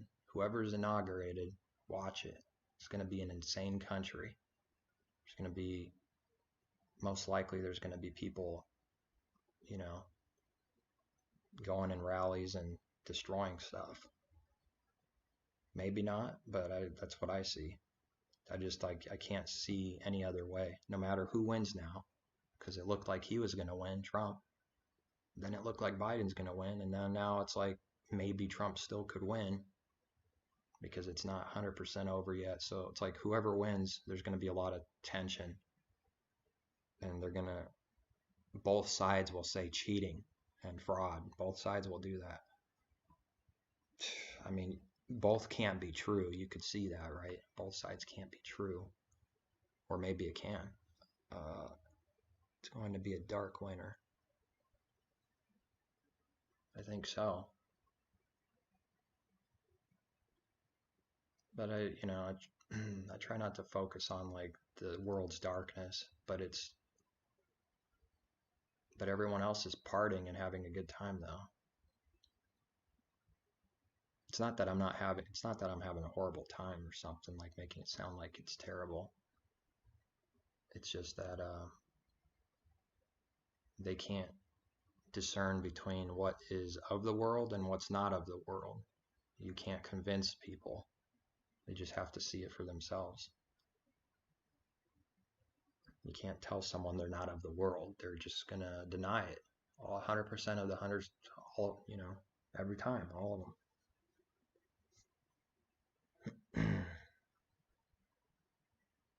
So just focus on, I guess, yourself. Not to be selfish, but, there's probably a lot to focus on. Instead of like putting all that focus on like other people, the election and the world and stuff, and there's never like focus on self. Like what kind of sins am I doing? That's not really thought of by the average person. They go to sleep every night just fine and didn't repent of anything because there was nothing to repent of because they're already perfect, I can't do that. I don't even live with anyone, and I can't do that. So how on earth can people who have like family and live with people just go to sleep every night and like, oh yeah, I repented 20 years ago. I haven't repented ever since.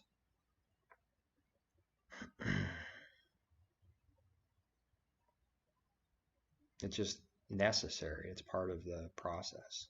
All the churches of Asia were told to repent. I think all of them.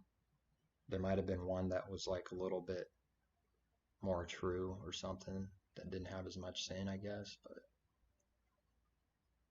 Biden also said that. Oh, okay, I see. So that's a quote. It's not just, okay. I'll have to find that on YouTube. Biden's, they do tell you things. What you just have to know how to pick them out. They tell you things that are going to happen, but you have to like pluck it out. There's a bunch of lies and then you pluck it out.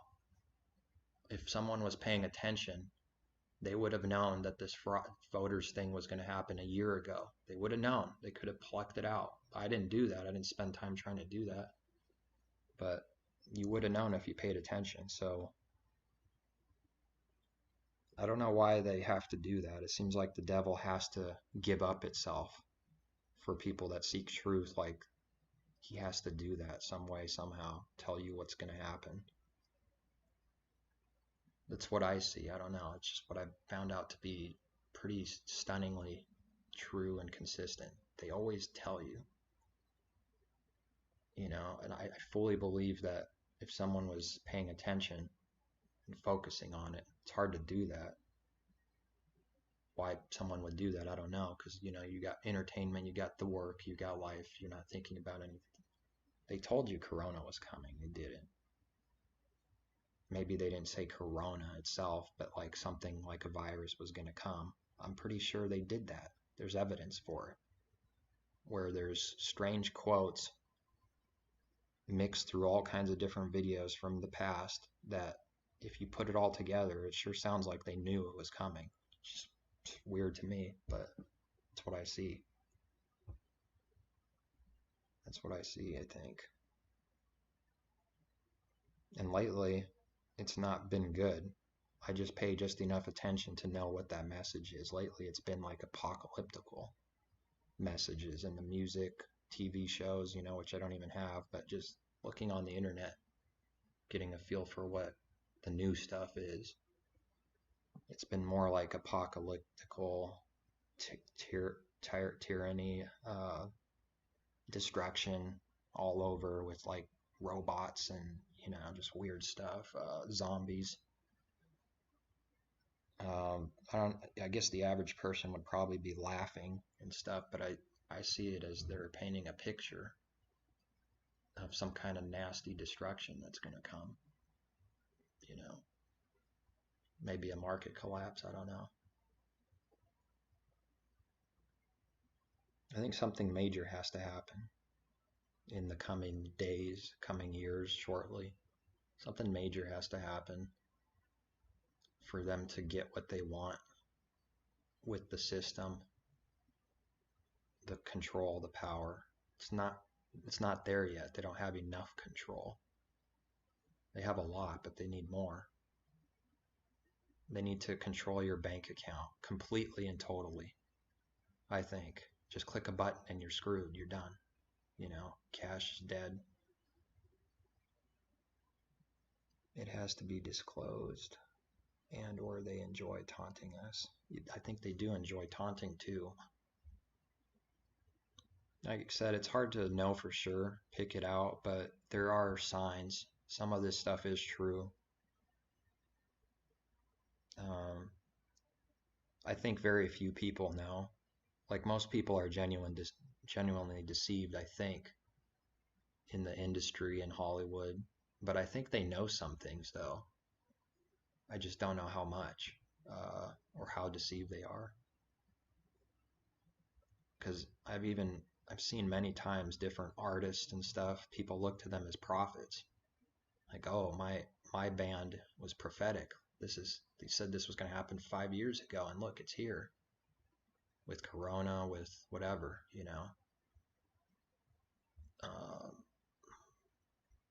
So I think they know some things. I don't know.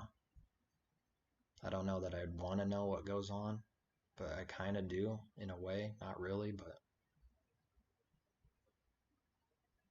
I don't think their ideas are original from themselves purely. A lot of these artists and stuff. It's got some kind of like influence from the devil himself.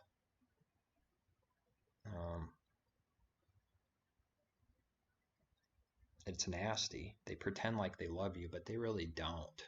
They don't love you.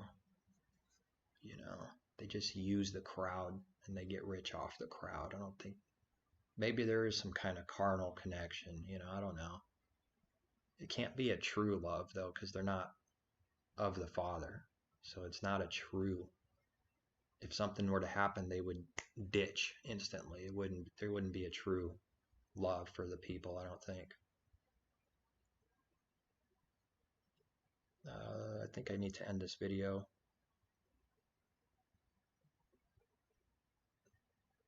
I don't know, I guess I don't do 10-15 minute videos very well.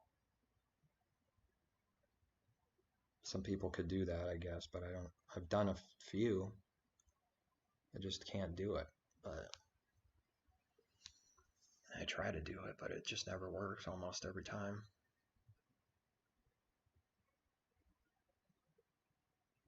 And I admit there's no one to talk to, so I guess I just end up talking to a screen, and then people can see, because that's all I say. I got no one to actually talk to except carnal things here and there. That's not like high priority. It's down over here, but people have that as number one priority. I'm just like not interested.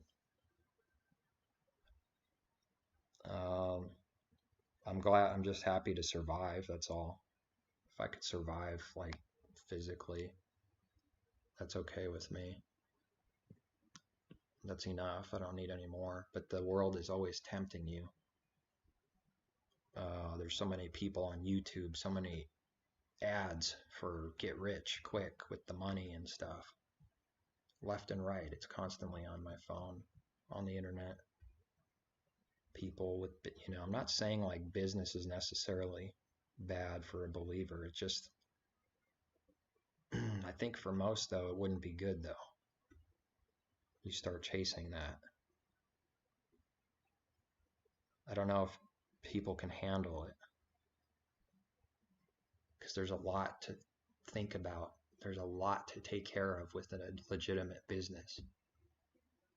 I'm not saying it's not possible. That's like for each person themselves. It's not for me to say yes or no to someone else. It's knowing people, working for people, and there's a lot to think about going on, to protect, to grow. All your time and energy is put into it, and if you don't have time and energy for the kingdom, then it's just going to shrink away and die. That's my thoughts on that. But it seems more like a trap to become rich, it seems more like a trap.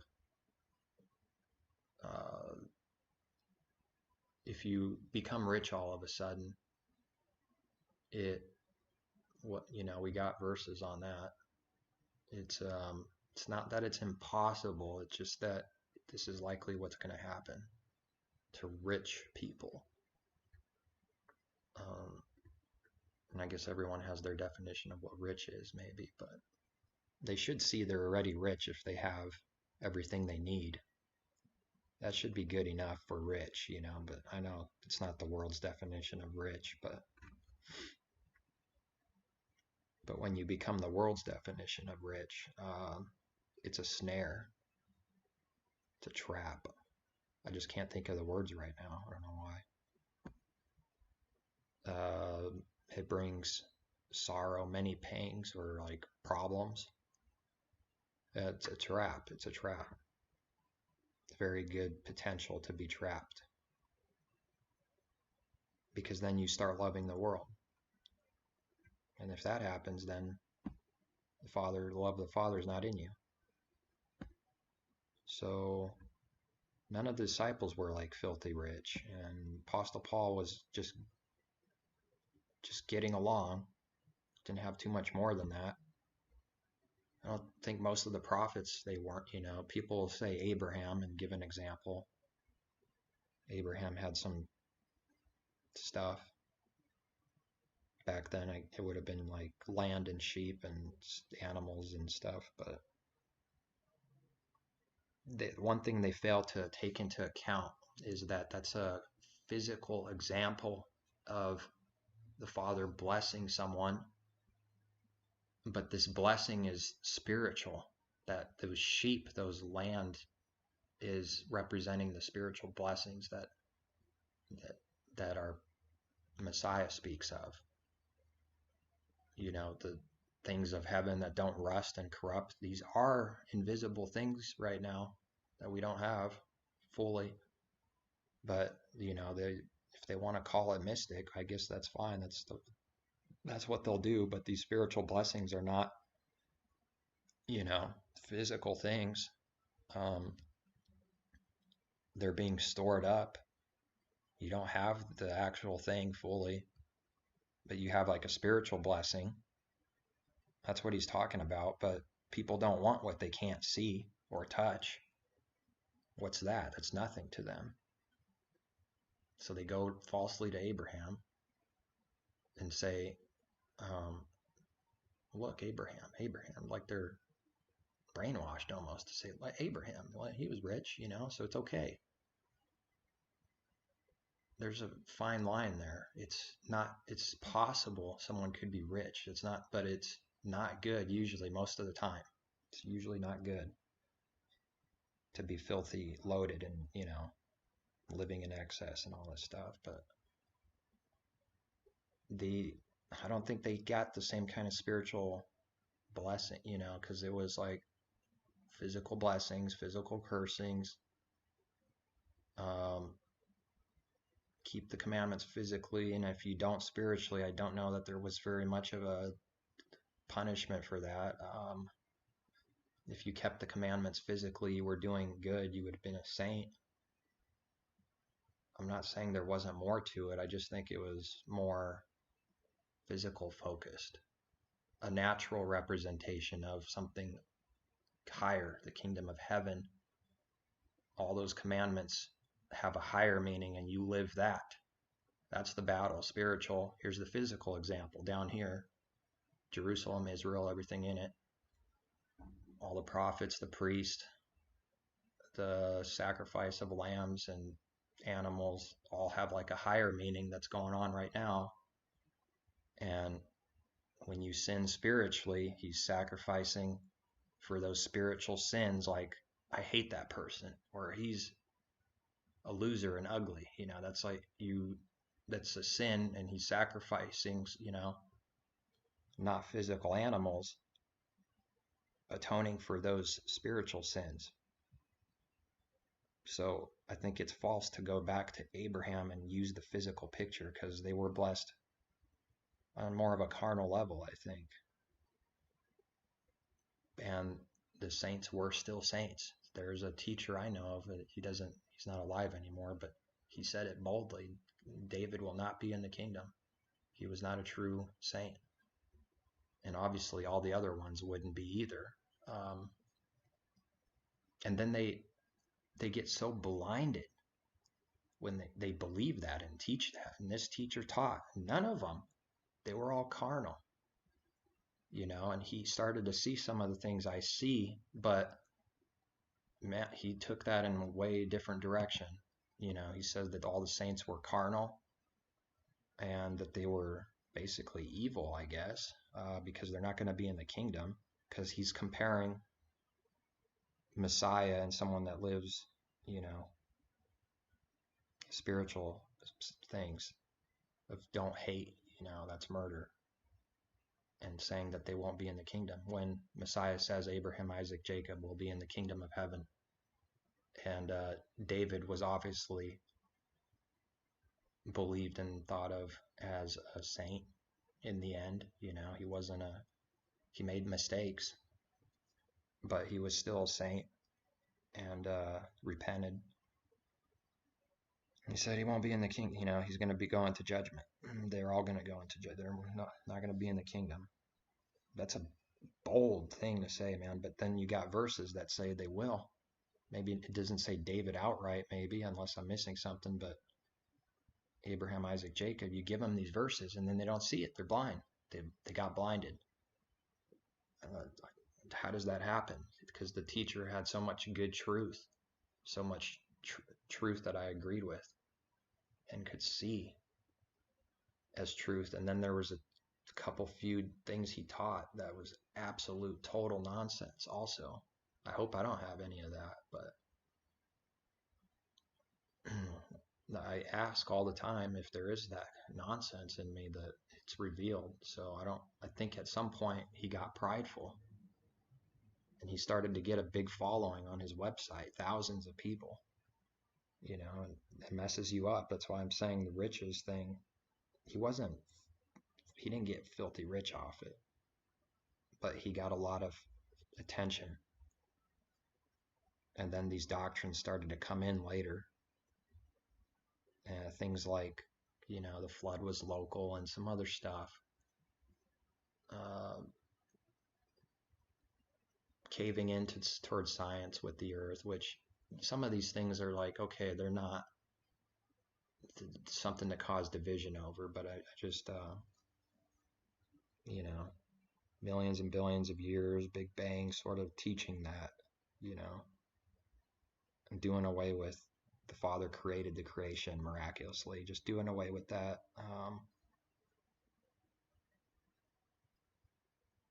Yeah, it's a trap. People who love, true science is fine. As long as it's true science, as long as, not that I maybe have the ability to, like, with knowledge, but as long as someone can prove it, test it, the foundation of what science means, then there's nothing wrong with it, because it's only going to prove whatever the Creator has deemed it to prove. It's based on, science, true, because you could prove it, test it. But concerning the creation, they go away from that model. No one can prove or test. You just have to believe them. That's all. It's their word against the scriptures. And he caved in for that. And then local flood. Then you have to interpret and understand that the Father never promised a local flood ever again. But that's happened. What do you do with that? Is it just me that only sees these things? Like when someone teaches that, like, what do you do with that? The Father never promised a local flood ever again, because if it was local, then he never to flood the earth again, never to flood with a local flood. I don't know what they do with that. It's crazy.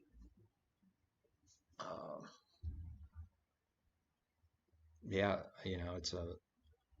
you would have to believe in some kind of miracle, something major happened, obviously. But they cave into science and nothing really major happens, so the best they can connect it is with the local flood. I'm still a Bible believer, but it was local flood because I'm catering into what science says concerning creation and judgment and stuff. Why would the devil tell you the truth about man's sin and corruption and judgment? They can't do that. They don't want someone telling them that they're sinning. We know that. It's like even Christians get that right and could say that. Most of them, It's true. It's not everything they say is a lie. But then if you're a true believer, that's all that's going on. Oh, you screwed up in this. You should, correct yourself. Repent, do better. That's like your life. But then you got the other side is, don't ever tell me what to do, and don't ever tell me I'm a sinner. Higher standards? No. My own standards, thank you. My own commandments, my own laws.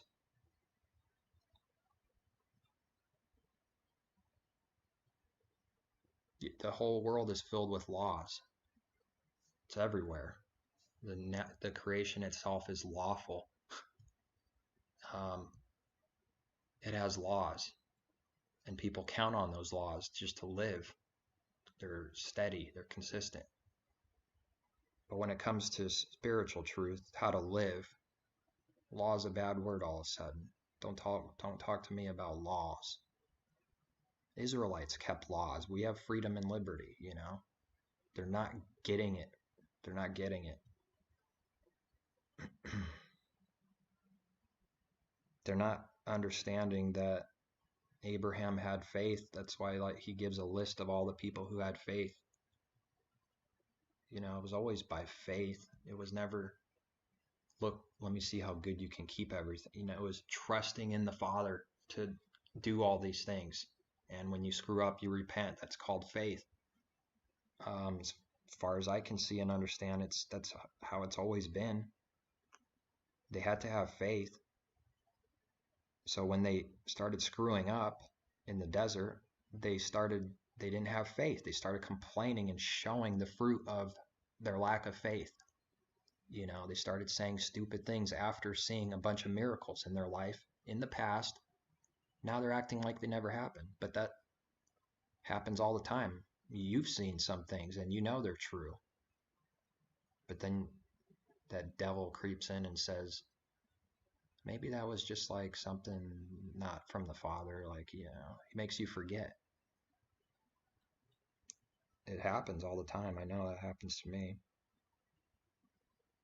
Those examples are because they happen to you. You just got to acknowledge it and see it. And then you can go, oh, wow, you know, I will do that. And I'm tempted to do that, but I shouldn't do that the best I can. I shouldn't do that. The disciples did it before they received the Spirit. They had a miracle, huge miracles, and then they acted as if the Father could do nothing, or the Messiah could do nothing, you know. They acted as if it never happened, just like the Israelites did, right? That's what we read. That he even says, don't you remember last time how we did this? What's going on, you people of little faith? So that faith thing is going to try to come and attack the lack of faith. Like, you start forgetting what he did in the past. It's going to come. And some people, it traps them and they forget. Obviously, whoever the chosen are, they ultimately won't forget. But I don't know of any verse that says like we could go around saying we're chosen.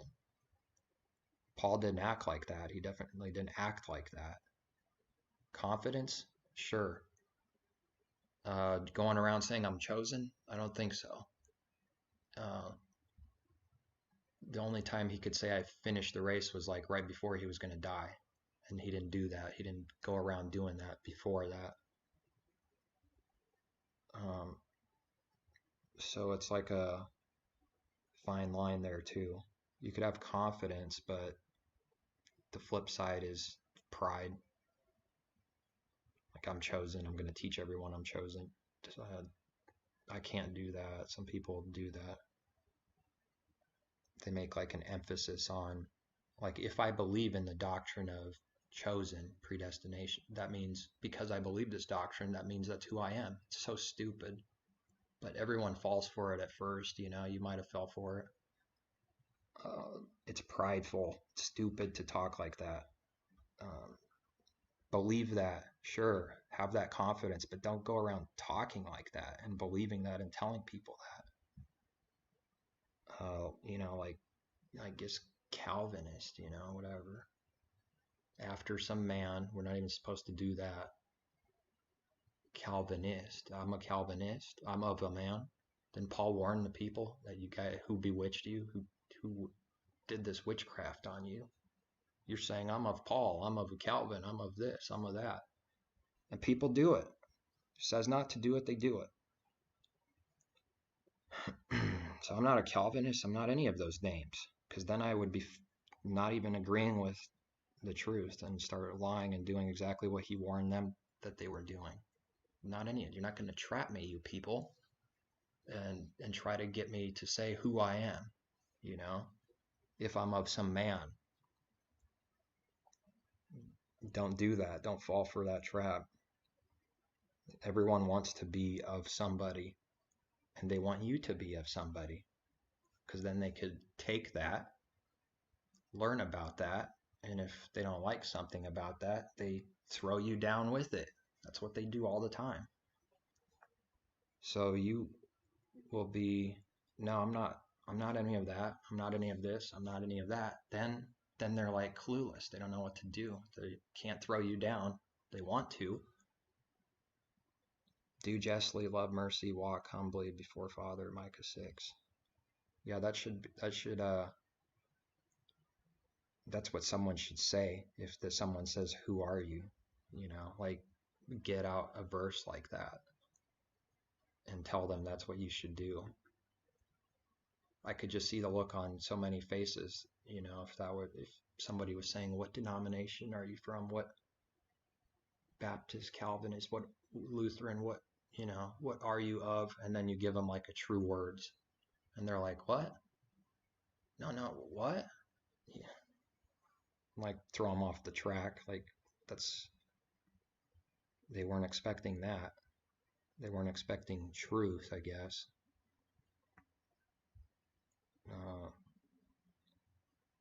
It's messed up. It's a messed up world. The church is sick. Not the true church, but the church, the gatherings out there, a lot of them are sick, spiritually sick.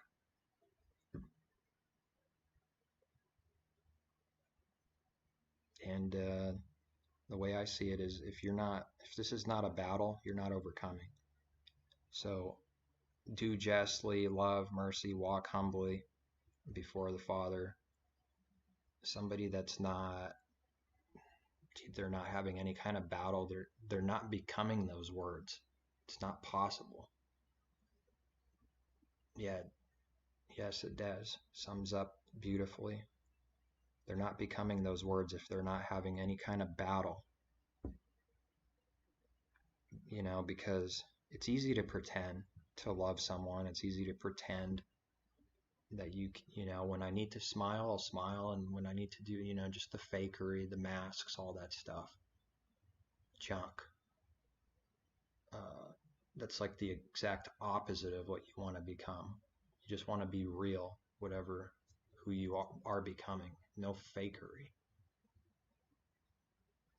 No pretending constantly, which is like, the world is like, it loves doing that. To get more followers, to make more money, pretend, look good, make sure everything looks perfect all the time, you know? Like, that's their true intentions and stuff. That's no good. You know, I think some people, homeless people, have a better understanding than some Christians, man. I think there's some out there that exist. But I don't know. If you never go through some kind of hardship or like testing, you won't be refined, I guess. You won't be refined ever. You have to go through the refining. The gold has to get dunked in and refined, tested, tried, and eventually, at some point in our life, we'll probably end up like a Job, I think. True believer. I think that might happen to every believer, I'm not sure. Where you seem like you're righteous, but then there's like a fine detail that needs to be burned out, and then destruction just comes. Boom. See if you can handle this, the devil says. And then Job does learn something from it. Of course he did. It wasn't for nothing. Some people make it sound like it was just, no, it was for nothing. No, it was to refine him even further. Maybe a little pride was hiding in there. You know, I wouldn't wish that on anyone, but you know, I just get the sense that eventually that happens to believers sometime, at some point. Something tragic, something heavy testing. But I don't know for sure, the story's in there, so it's in there for a reason. It's because I think it happens to a few people, or it will happen. It's like it has to happen. You have to go through some kind of crazy time or something. I don't know. I feel like if you just have it like the world does so often, then you weren't true. It was a breeze. Life is peachy and no real trials, no testing, no refining. You know, what judgment? Like they often say, what judgment? There's no judgment going on right now. Then who on earth am I? What am I doing here if there's no judgment? I must be the most insane person in the world. But they don't see it because they're not spiritual. They don't have that judgment going on in them, that testing, correction, chastisement because you're a son or daughter. And judgment is like in the future always, far in the distant future. I think that's how they see it, so many people. And they think it's insane. Man, do they think it's insane. If someone were to say, that person died because that's some kind of judgment. It was not like a random accident. Yeah, I slipped up once. I might have said something that was like way past my understanding. But I saw the fruit of it though.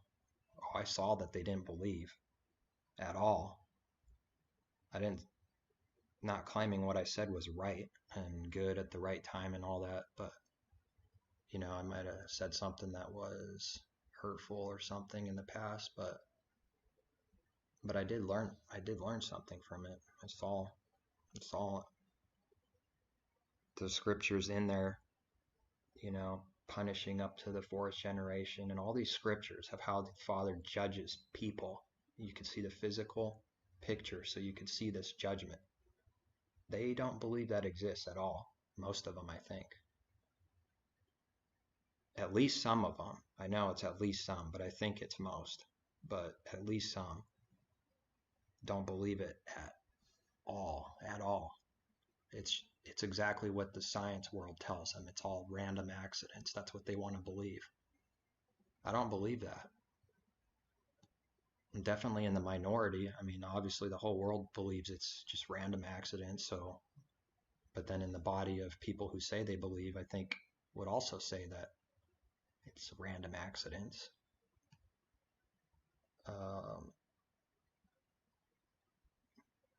If we're to be his set apart children, it will be arduous. I don't even know if I've ever seen that word before. But if a scholar saw me say this right now, like that would be enough proof that I'm false and have no idea what I'm talking about because I don't know what one word means. I have an idea of what it means. I just don't. Maybe I've seen it before. Are involving or requiring strenuous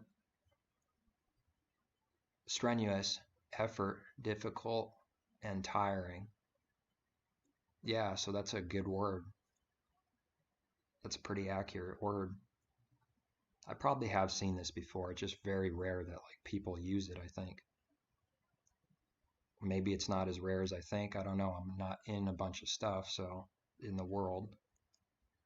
It was an arduous trip, mountain climb. So concerning judgment, yeah.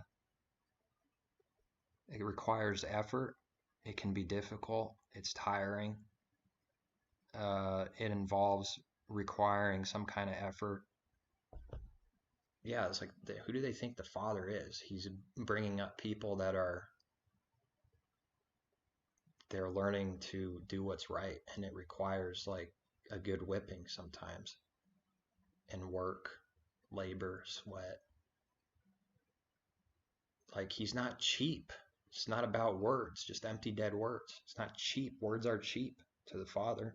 Words are cheap all by itself with no meaning, action connected to those words.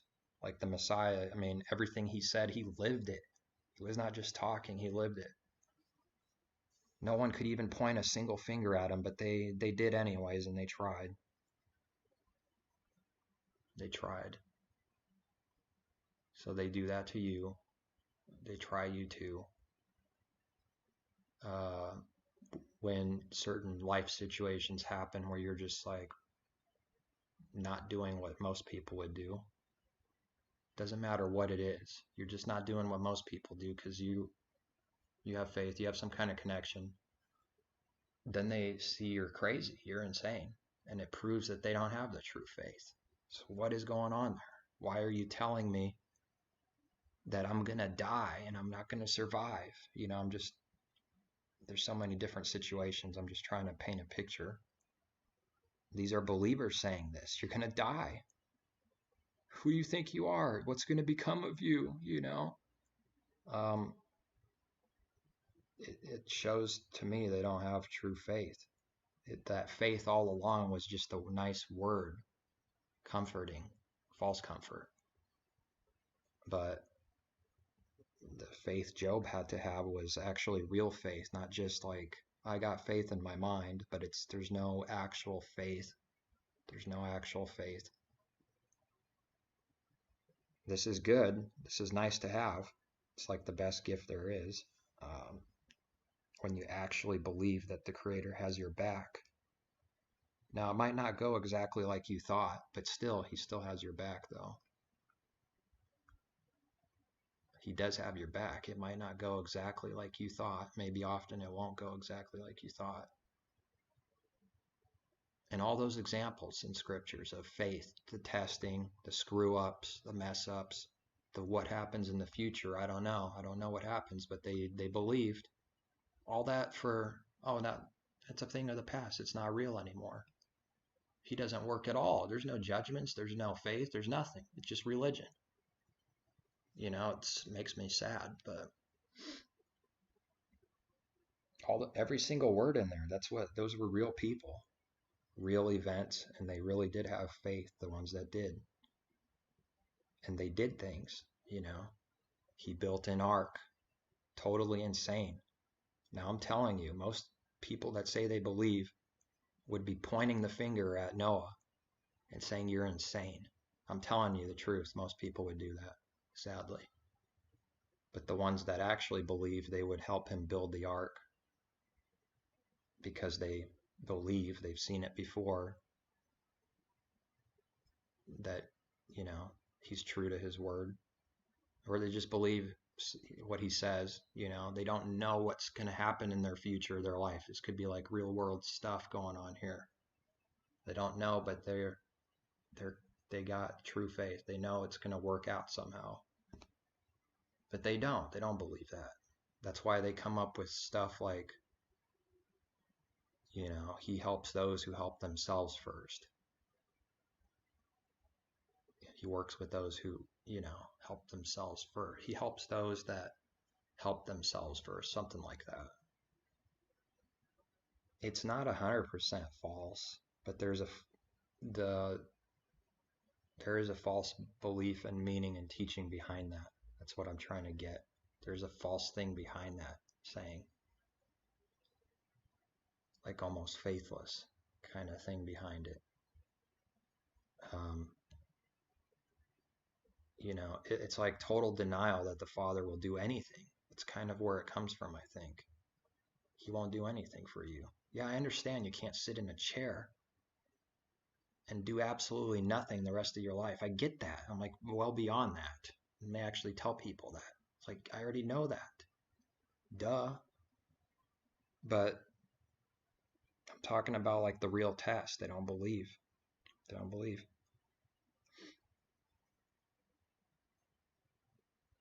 And he's going to move you to do whatever you need to do. He'll move you to do it.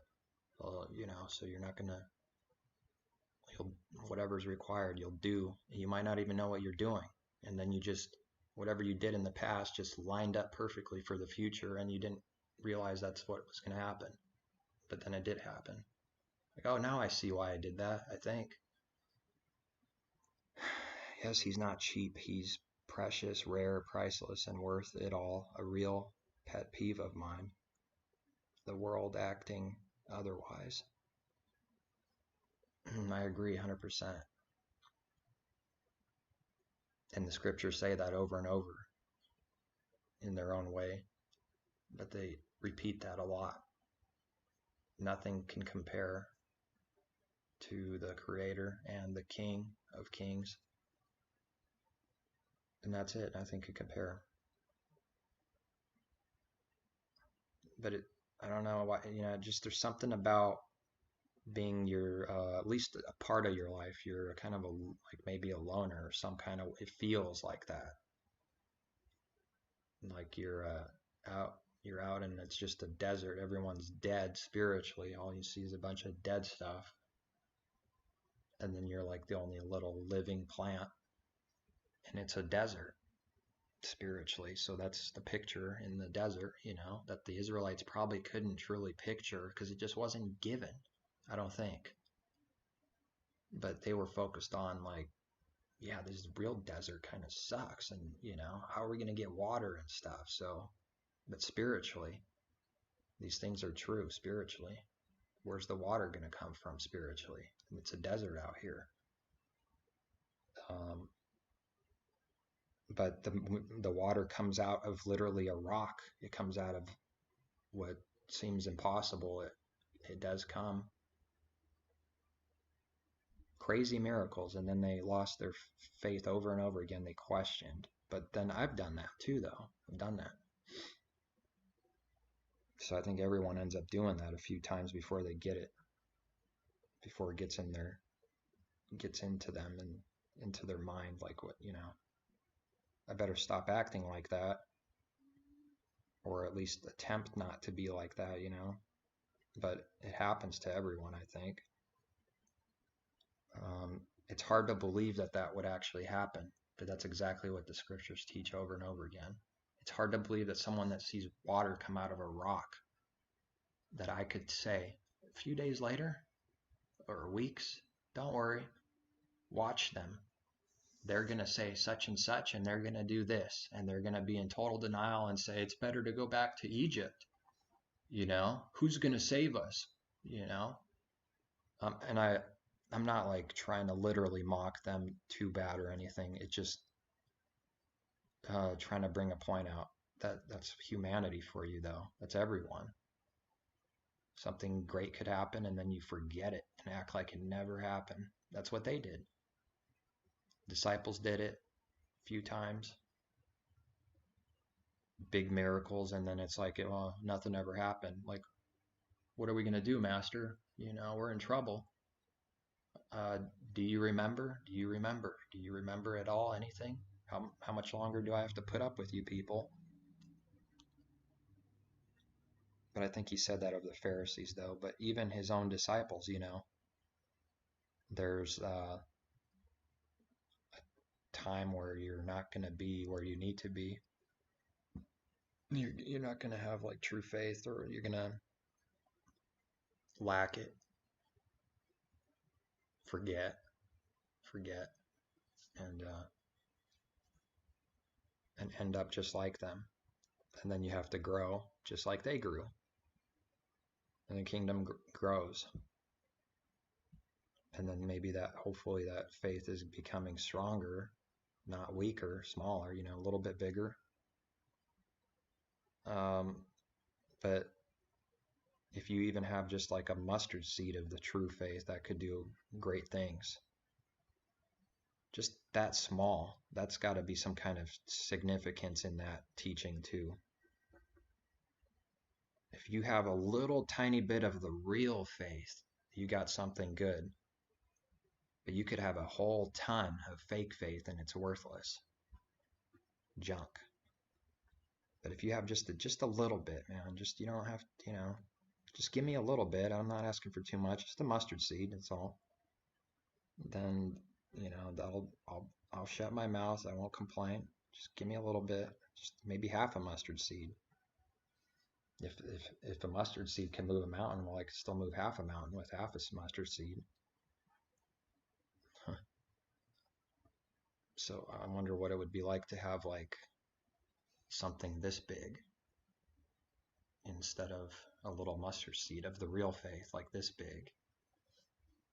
Maybe we're severely limiting whatever we're doing right now. It makes me wonder what I'm lacking. What maybe I could be doing. I don't know. Or that time isn't just ready for me yet. I don't know. Because nothing's impossible with the Father, and I think that's the way we're supposed to live continually. Like nothing's impossible with the Father. That's it. But this world gives you plenty of doubts and stuff coming your way. It's coming at you from all directions. People are going to doubt. The unbelievers, the so-called believers that should be your close brothers, sisters, they'll even throw that in there, this doubt that the Father can't do something. Creator of the world who said become and it became, can't do something. Like it would be too hard for him. It's nonsense. Total nonsense.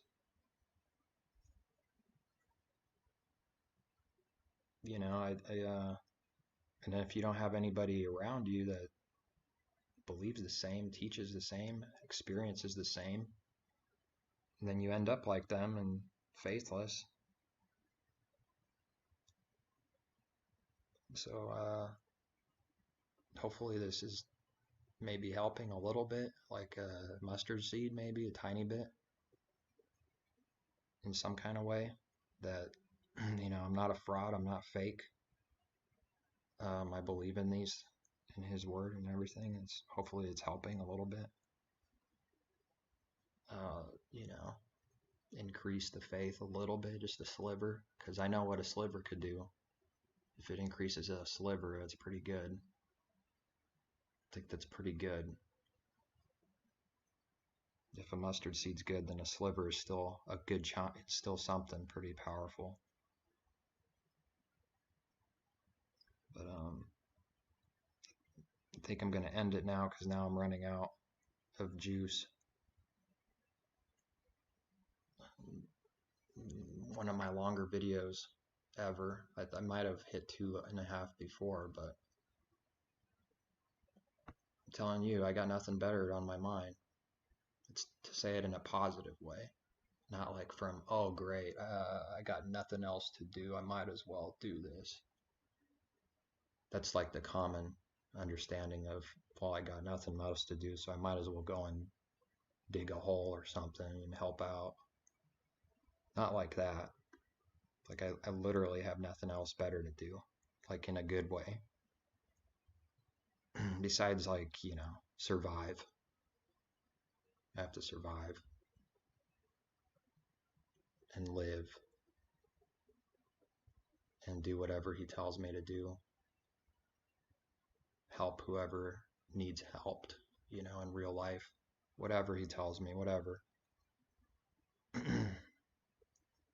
There's probably some stuff you probably were tested, then maybe you failed the test and didn't really do what you should have done with such and such person on the street in real life somewhere. And then you look back and say, yeah, I did screw that up.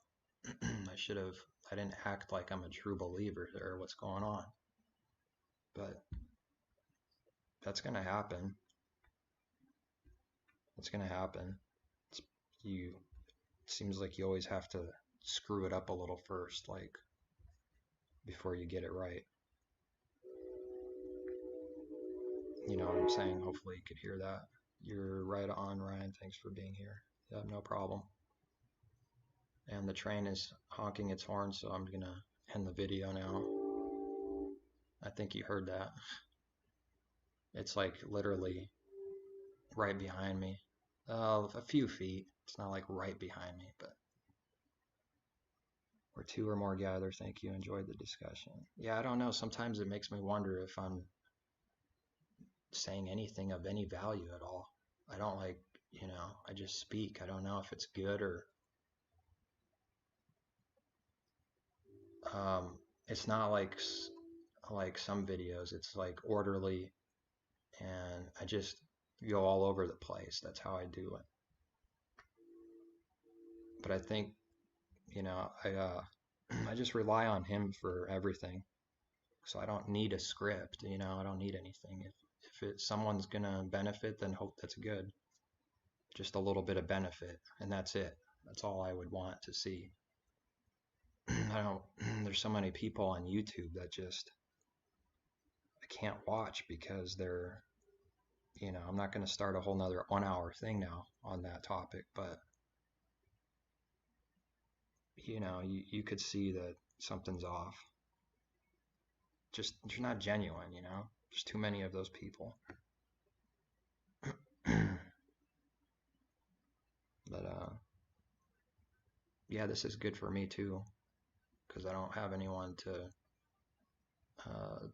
speak, and every time I've tried to speak, not in a hard way, like just about any kind of spiritual truth, something valuable, it just it never works. Even with my own family, I live by myself, but even with my own family, if I go, it's, I can't ever speak about any of it, any truths, nothing. So it's frustrating. So that's why I'm on YouTube, I guess. That's it. That's all I got right now. And that's it. Peace. And I always like to say, trust the Creator for all truth, all things, everything. Believe that He can give it, even if it seems doubtful. Just forget the doubt. If there's something you don't understand, doesn't matter what it is, you can trust the Creator to give. Messiah will give. It's like saying the same thing. Messiah, Creator, the Father, Messiah, they are one of the same Spirit. So I could say Messiah or the Father. They both give. So it doesn't really matter. Both are true. And then that's it. Then you will be given it. You will be given it. It's so hard to try to tell people that just don't believe, He actually puts understanding in you. He gives you the understanding, gives you whatever you need to survive. He'll give it. If you lack wisdom, ask. James, I think, wherever it says that. If you lack wisdom, lack something, whatever, ask. And it's actually a sin to be double-minded. That's like a missing of the mark. Don't be double-minded. Half of me says, yeah, he'll give. Half says he won't. No, just believe. That's it. Have confidence. And that's it. With that, I say peace and take care.